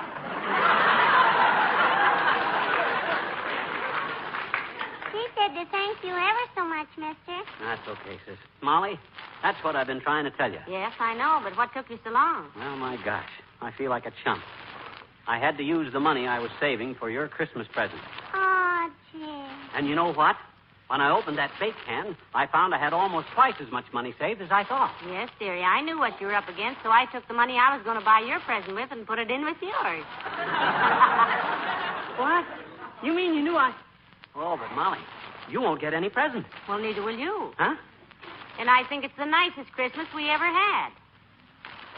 It ain't bad at that, is it? Hey, can I bring the boys in now, mister? Huh? What boys? The same boys that always sing for you on Christmas. Oh, sure. Hey, Johnny, Reddy, Buddy, Kenny, come on in, kids. Merry Christmas, Miss McGee. Now, dear, those kids haven't grown an inch since last year. Now, you sit down there, Miss McGee. And, Miss McGee, you sit over there. Okay. No, not at the piano. We're going to use that. All right, boys. Are you ready? And a 1, and a 2, and a 3.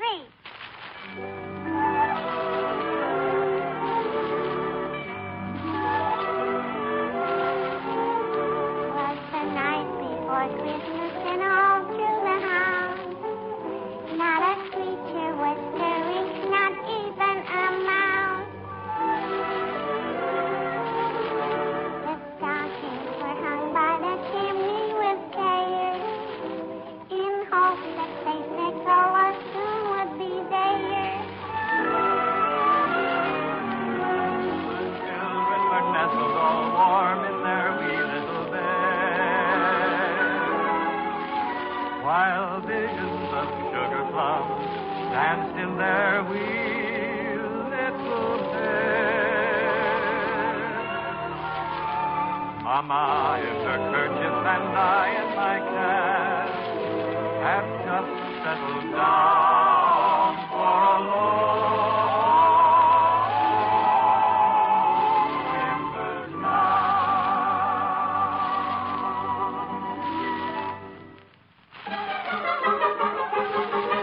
winter's out on the lawn, there arose such a clatter. I sprang from my bed to see what was the matter. Away to the window I flew like a flash, tore open the shutters, threw open the sash.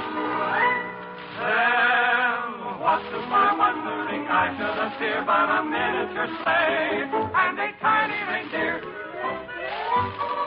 With a little old driver so lively and quick that I knew right away that it must be St. Nick. All bundled in fur from his head to his foot, old Santa was covered with ashes and soot. I drew in my head and was turning around when down the chimney he came with a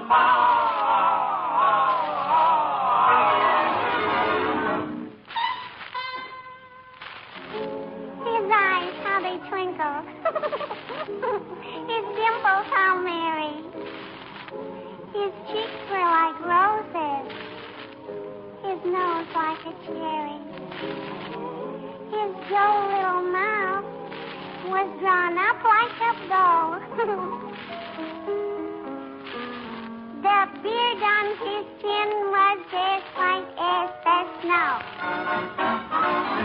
The stump of a little old pipe he held tight in his teeth, and the smoke went around and around and around his head like a wreath.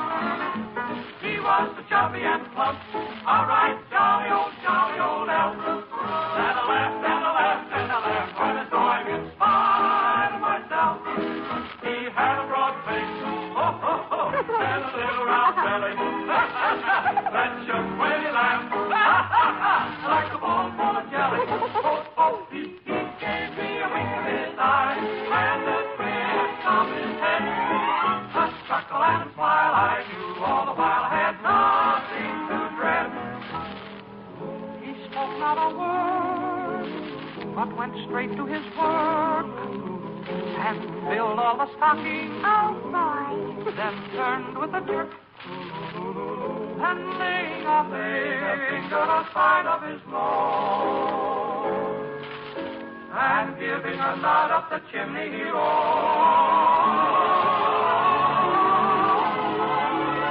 He sprang to his sleigh, to his team, gave up his home, and away they all flew like a dove of the song. But I heard him exclaim, and he drawled out of sight. Merry Christmas to all, and to all, good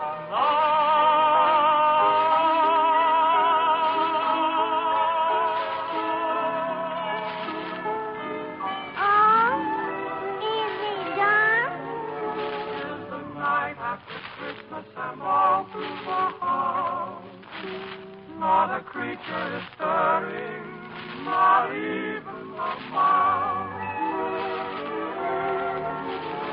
The presents are scattered and broken, I fear, and St. Nicholas won't come again for a year. The children are nestled all warm in their wee little beds, while memories of sugar plums dance in their wee little heads. Mama in her kerchief and I in my hat are settled at last for a long winter's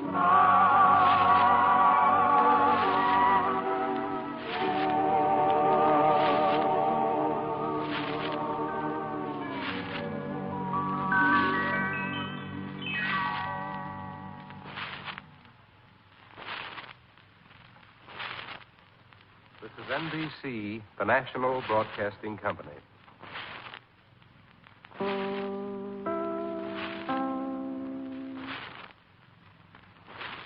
This is Chicago. The Johnson's Wax Program with Fibber McGee and Molly.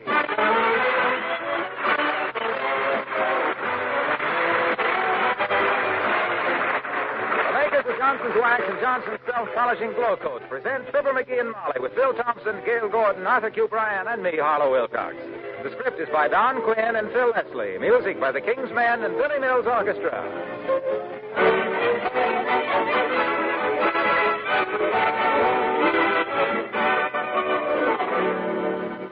This is the time of year when most of us get our greatest pleasure and comfort out of our homes. With winter coming on, it's especially pleasant to sit in a warm, snug, attractive room and read or talk or listen to the radio. Now, you can add to your enjoyment of these evenings if you make your rooms more beautiful with Johnson's Paste Wax. Your living room, for example. It's a much more attractive place to be if the floors have a polished wax luster. And the beauty that you give your floors with Johnson's Paste Wax is a beauty that lasts. Partly because Johnson's Wax forms a hard coat over your floors, a coat that protects the wood from dirt and scratches. And partly because a waxed and polished floor is so easy to clean. Dirt comes off that smooth surface with a few strokes of a dust cloth. Next time you go to the store, ask for Johnson's Paste Wax.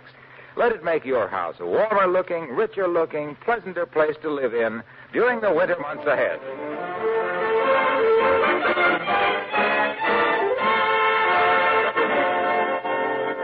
Mark Twain once said, everybody talks about the weather, but nobody does anything about it.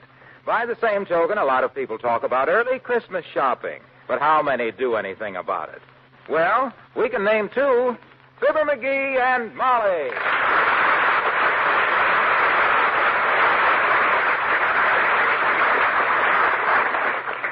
McGee, do you remember the vow you made about this time last year? Huh?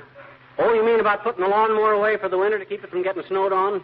Well, don't think I forgot it, kiddo. I remembered it yesterday, but when I went out to put it away, it was under 3 foot of snow, and I couldn't find it. But next year, I'm going to put a red flag on the handle, so no matter how deep the snow gets on the No, that's not what I meant. What I meant... Oh, you mean about leaving my dead cigar butts on our night table at night? The reason for that is that when a night-flying mosquito smells a cigar butt, he always... No. Huh?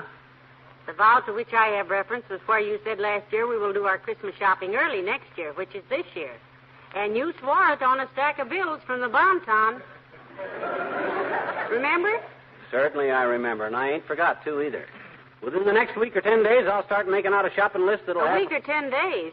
Sweetheart, do you realize that there are exactly 15 shopping days left till Christmas? That's what I say. No hurry. Well, I've already made out a list, what to get for whom and for how much. We're not going to be wrapping presents at the last minute this year. Fine. That's for me, kiddo. And just to show you that I ain't completely stupid about this thing, let's not wrap 'em at all. Let's let the store wrap 'em. Well, heavenly days, that's a very good idea. Yeah. Remember the hours I spent last year trying to wrap up that rocking horse for the little girl across the street? You'll admit a department store is much better equipped for that sort of stuff. You're so right, dearie. You have no gift for that sort of thing, and they have a thing for that sort of gift. Yeah, well, you go put your face on, and we'll rush down to the Bonton and get our gifts and have... Come in. Oh, hi, old-timer. Hello, Mr. Old-timer. Hello there, kids. What's doing? We were just going to beat it down to the Bonton and do our Christmas shopping, old-timer. We always do it early, starting this year, to avoid the last-minute rush like last year. Yes, it's what you might call a new tradition with us.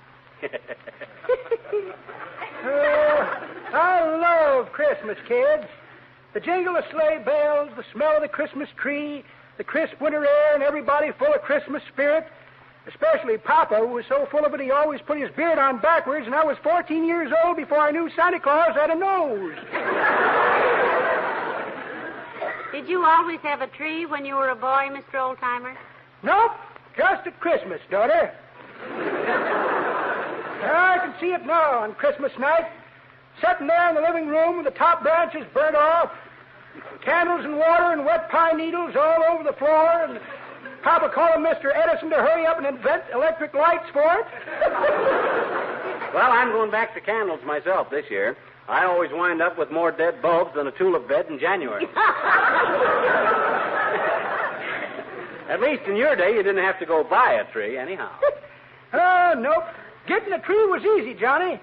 All we had to do was get up at 3 a.m., walk through a blizzard 7 miles to a patch of woods, and chop one down. Yeah. Then we'd drag it home through barbed wire fences, dodging the fellow that owned the woods. On account of a 12-foot tree, it's kind of hard to hide under a Mackinaw.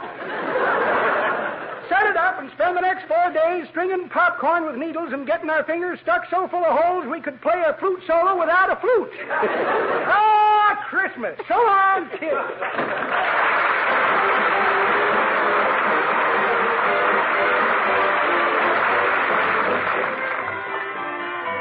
The King's Men sing... Only 15 shopping days till Christmas, still have lots of time.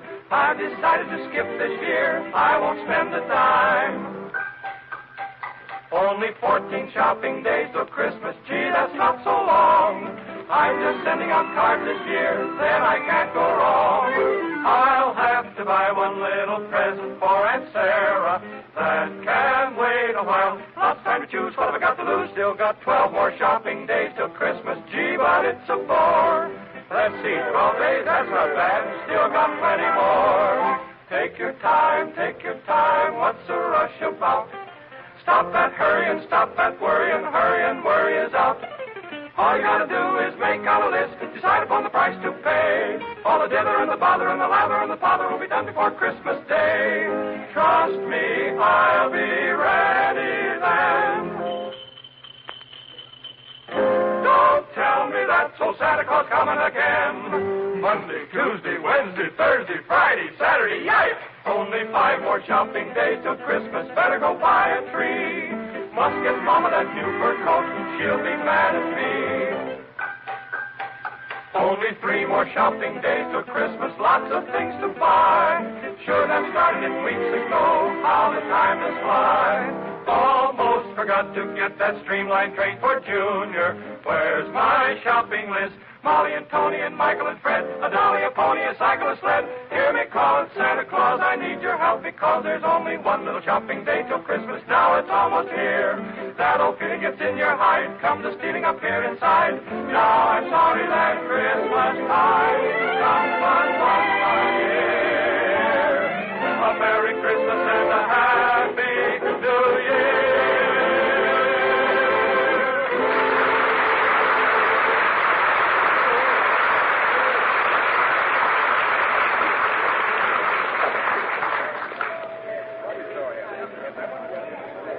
My gosh, I never seen it so quiet in the Bonton just before Christmas. Well, we've never been in here this far ahead of Christmas before, McGee. Huh? Aren't you glad we decided to do our shopping early this year and let the store wrap all the gifts for us? Yeah, but I kind of missed that last-minute crowd of hysterical shoppers, though. Mort Toops and I had so much fun with them last year. Fun with the crowds in here? How? Oh, we had a game. We'd worm our way into a thick bunch of people and then stick out our elbows and raise our feet and see how far the crowd would carry us.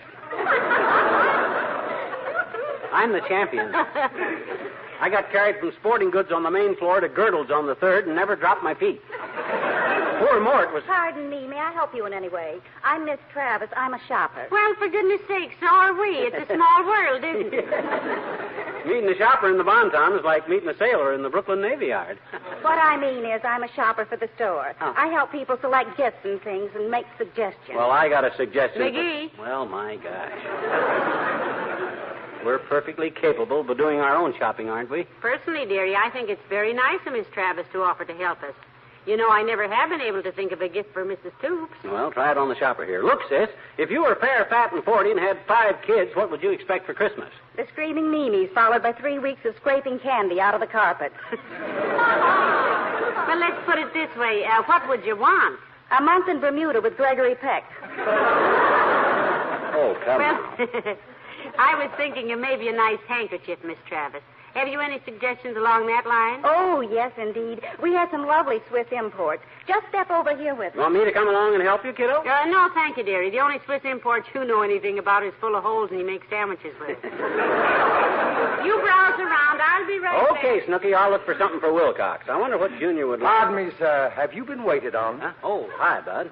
Yeah, look, I need a small gift for a man who's kind of a dude, a radio announcer, man about town, golfer, polo player, sophisticated type. Ah, that's the kind of man we really have things for. Yeah. How about an issue of poker chips, $85 a set? Or maybe a silk bathrobe, $125? Or possibly a set of matched golf clubs, $137.50? You got any good pipes for around $1.25? Try the plumbing department, north basement. Yes, sir. Have you been waited on, sir? We have some beautiful flowers. $85 for poker chips. Huh. That's like buying a $90 pistol to shoot yourself with. My gosh. Oh, hi, Molly. You got back quick. I've learned by experience not to let you out of my sight for long on a shopping trip, sweetheart. Yeah? What did you buy that we couldn't afford? Oh, nothing yet. I'm just snooping around trying to find something for Wilcox. Hello, Wilcox. Somebody mentioned my name? Oh, hi, Junior. Hello, Mr. Wilcox. Yes, I was just saying I thought I'd seen you come in the store. Incidentally, Junior, you still play polo? No, gave it up years ago. Why? My horse got the heaves. Oh? Kept heaving me on my head. Well, give me that Christmas list, Molly. I want to scratch that horse off it. Oh, now, look, fellas, gee whiz, you mustn't go to any Hey, trouble. Junior. Yeah? What's in the package? This? Oh, gift from my wife. Oh? It's a hand-tooled leather box to keep her love letters in. Her love letters from you, I presume. Sure. Here's one I brought along just for size. No kidding. Hey, let me read it, Junior. I'll bet you were real poetic. McGee! Huh? For goodness sakes, why should you read other people's love letters? Have you no sense of personal privacy? What's privacy got to do with love? Ever see a park bench with a wall around it? Yeah. Where do lovers carve their initials? On the biggest tree they can find. Yeah, but... Why do they put diamonds in engagement rings? So they won't be seen? Yeah, but what that got to Come do with- on. Come on, Junior. Let's see the love letter. You don't really have to, Mr. Wilcox. Himself here is nosier than a swordfish. Oh, I don't mind. Listen to this. June 3rd, 1935. Dear Spaniel Eyes. Spaniel Eyes. How'd you two spend your honeymoon? Chasing cats? Now, you be quiet, McGee. Dear Spaniel Eyes, I sold 32 orders of Johnson's paste wax today. That's a love letter? As I have so often told you as we sat there in the moonlight on the loading platform of the Johnson warehouse, and you held my hand, the very hand that today took 32 orders for Johnson's paste wax. Now I know why Juliet got her heart broken. She found out Romeo was a Fuller brush master.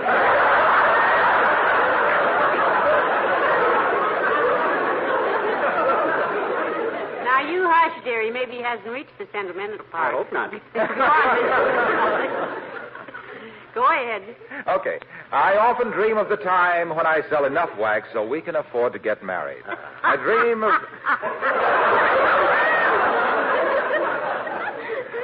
of you and me in our own little cottage.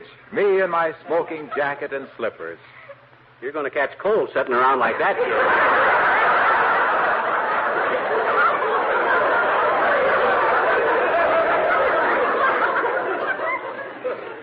Me in my smoking jacket, slacks and slippers. So now I can open my eyes.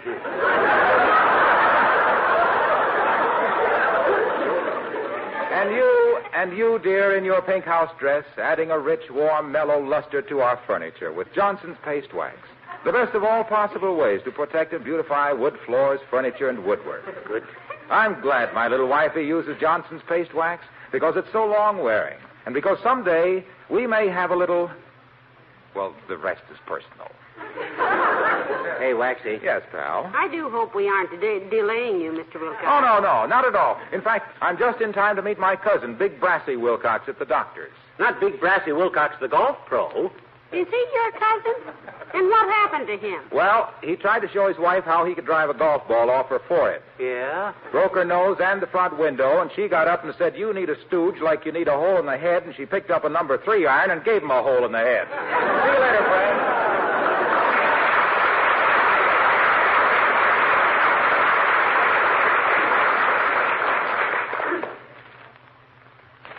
What are you listening for, McGee? I was listening for a door slam. I forgot we were here in the Bonton. Well...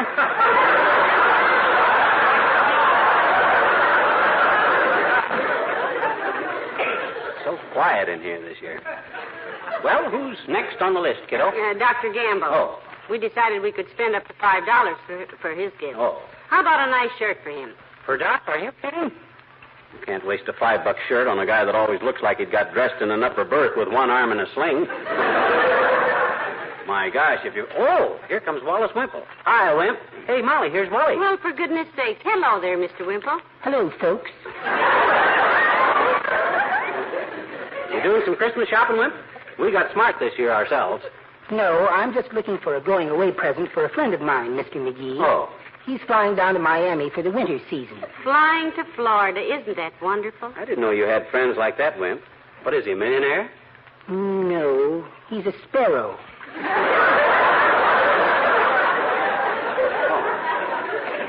Well, if he's an English sparrow, you might pick him up a monocle.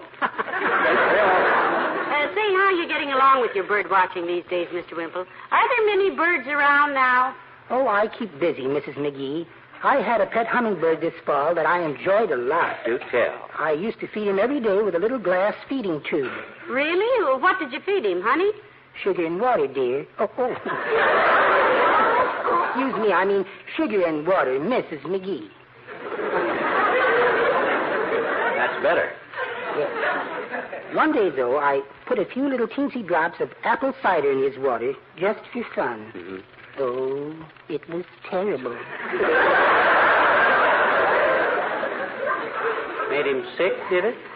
No, he just took a big drink of it and did 2 outside loops and a ring over, whistled at a lady woodpecker on a telegraph pole, and the last I saw of him, he was chasing a constellation towards Chicago.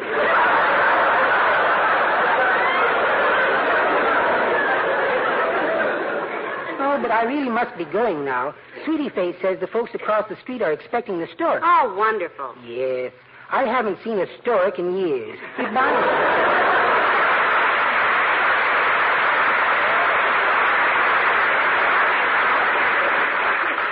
Great little guy, Wimple. It's too bad such a fine-grained fellow is so henpecked, but maybe that's why. Who'd you say was next on her list, Molly? Dr. Gamble, but we can't do anything about it now because here he comes. Yes? Oh, pretend you don't see him. Hey, clerk, about that 12-gauge shotgun. It's for a friend of mine, that fine shotgun, yeah. Price is no object, see?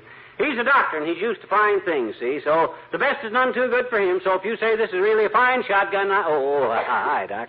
I didn't see you coming. Hello, McGee. Hello, my dear. Hello, Doctor. Sorry if I interrupted anything, my boy. But your doctor friend has a good shotgun, and besides, you can't buy a shotgun for $3, which is all you ever spend upon me, bless your fat little heart. And besides, this is the hosiery department.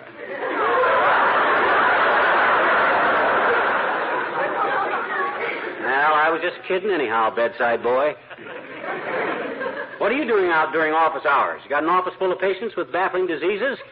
Not that you could diagnose anything more serious than a large cinder in a small eye. Now, you know better than that, McGee. Didn't you read where Dr. Gamble has just been elected president of the State Medical Association? Well, my gosh, that was inevitable. The best man for it, huh? No, he counted the ballots.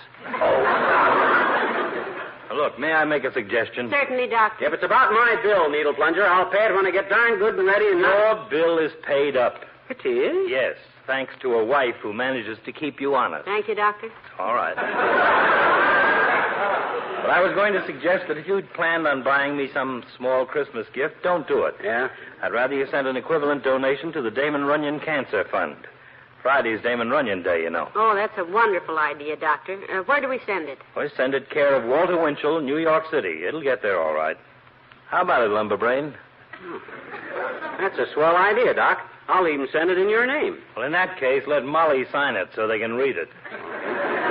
Now, if you don't mind, Fatso, we'll proceed with our Christmas shopping. We're shopping early this year and letting the store do all our wrapping, Doctor. Good idea, don't you think? Whose idea was that? Mine.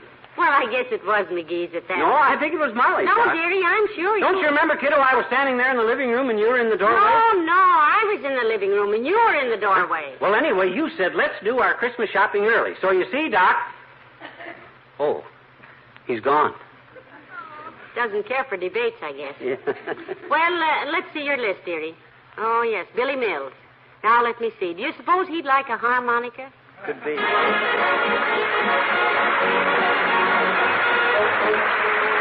Billy Mills in the orchestra, and for you.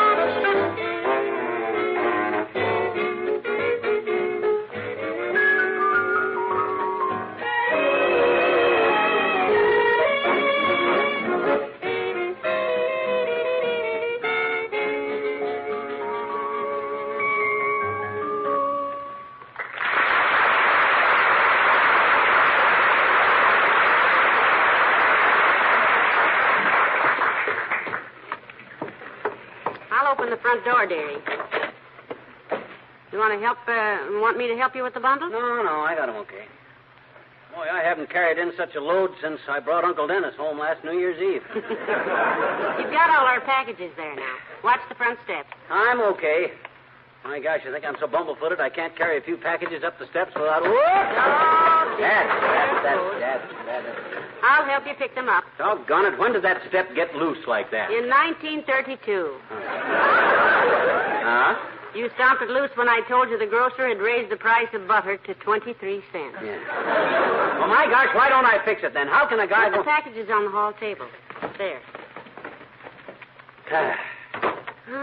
Just look at them, dearie. Aren't they wrapped pretty? Well, those guys take a 6-bit necktie and wrap it so it looks like $5. Which is just about what a 6-bit necktie costs these days. Well, it's wonderful to have our presents all bought and wrapped this far ahead of Christmas, and wrapped so beautifully, too. Yeah, I'll say. Why didn't we do this last year? Somebody must have followed us home. Come in. Oh, it's Mayor Latrivia. Do come in, Mr. Mayor. Oh, hi, Latriv. Hello, Mrs. McGee. McGee? Oh, are you going out? No, just come in, Latriv. Hey, you got your Christmas shopping done yet, like we just done? No, I haven't. I've been looking at things for Miss Tremaine, but so far I haven't found... How are you and Miss Tremaine getting along anyhow, Mr. Mayor? Did you patch up that little quarrel last week? Oh, yes, I fixed it up. Yeah. I waited a couple of days for her to phone me, but she didn't, so I finally just took the bull by the horns and went over to see her. I suppose you wore your cowboy suit, of course. My cowboy suit? Yeah, when you grabbed that bull by the horns. Boy, you must have made quite an entrance at Fifi's house. I should say. Yeah, I bet when she opened the door and saw you wrestling a bull on the porch. I bet she liked to have busted a hamstring when she saw that. No, I don't think you understand what I'm saying. Did you used to be a cowboy before you were a mayor, Mr. Mayor? Well, he must have been. Any guy that can sneak up on a bull, grab it by the horns, and take it to see his girl. Yeah, he must be a regular South American Groucho. My gosh, I did not sneak up on anything. Look, I merely said... Maybe he didn't have to sneak up on it, McGee. Probably it was a pet. Lots of people have pet bulls, Even so, they're tricky. I mind one time I grabbed a bull by the tail at Uncle Sycamore's ranch and hung on for 10 minutes. It was a dead bull, of course, or I couldn't have never done it.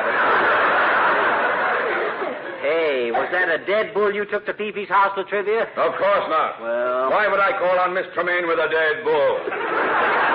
That's ridiculous. Just a thought.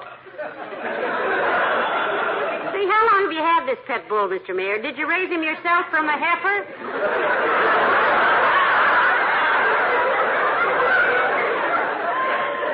I don't have a pet bull. I said nothing about taking a bull to Miss Tremaine's house. I did not take a bull anyplace. Is that clear? It is to me, boy. When you grab a bull by the horns, you don't take him anyplace. He takes you. Yes, sir. You're just lucky he went past Fifi's house because he... Fifi's house! Fifi's bull! Fifi's bull! I mean, he took me! I took the horn! Bull! Now, Mr. Mayor, let's not lose our tempers, please. Santa Claus is listening these days, you know. You don't have to holler at us just because you're a little mixed up. Look at you.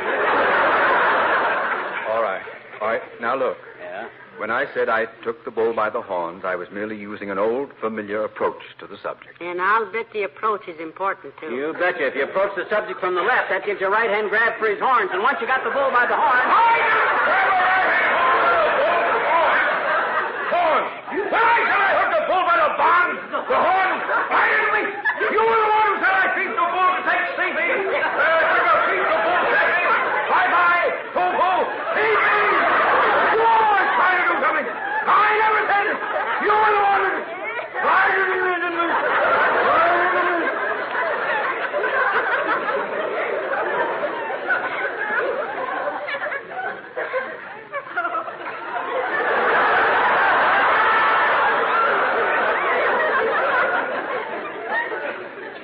McGee? Yes? You know so much about bulls, I wonder if you know anything about bullfighting. Ask me anything, boy. All right. What do they call the matador's assistant? You mean the guy that throws the darts at the bull? He's the picador. The what? Picador, Mr. Mayor. Very well. I'll pick this one here.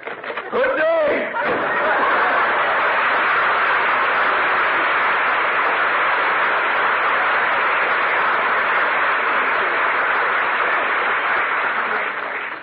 Great kidder, Latriv. Always trying to mix me up. Look, let's put away these Christmas presents, sweetheart. Okay, boy, it's great to have this job done. Yes, let's tag them now and put them in the closet till Christmas Day. I'll start writing out tags. Well? Hand me Harlow Wilcox's gift first. I've got a card right here. Okay, let me see. Harlow Wilcox. This must be Junior's necktie right here. No, I think that's Doc's socks. Oh, Doc's socks are pretty loud, and this is kind of a quiet package. Maybe this is the billfold. We bought more tubes. Let's see. Harlow Wilcox. Hey. You didn't ask the store to mark what was in each package? Should I have? Yes. Oh, I see what you mean. Well, hand me the paper knife and stand back. Boy, I love to open Christmas packages.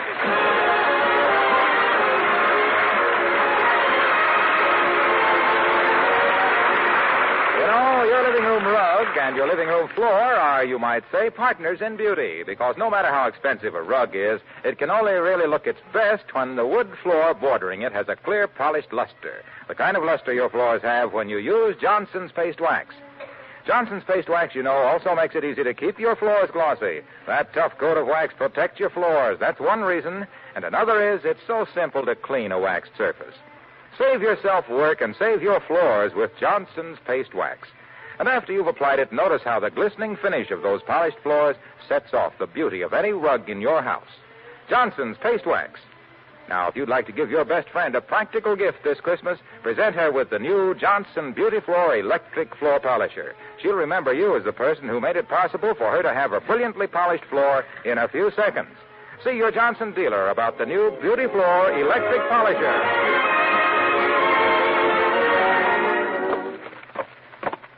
There. All wrapped up again, and what a job. Yeah, my fault, too, kiddo. I should have had the clerk mark what was in them in the first place. Well, they're properly wrapped and tagged this time, anyhow. Well, I suppose you looked them all over to make sure they took the price tags off of them. Should I up? Yeah. Well, here we go again. Good night. Good night, all.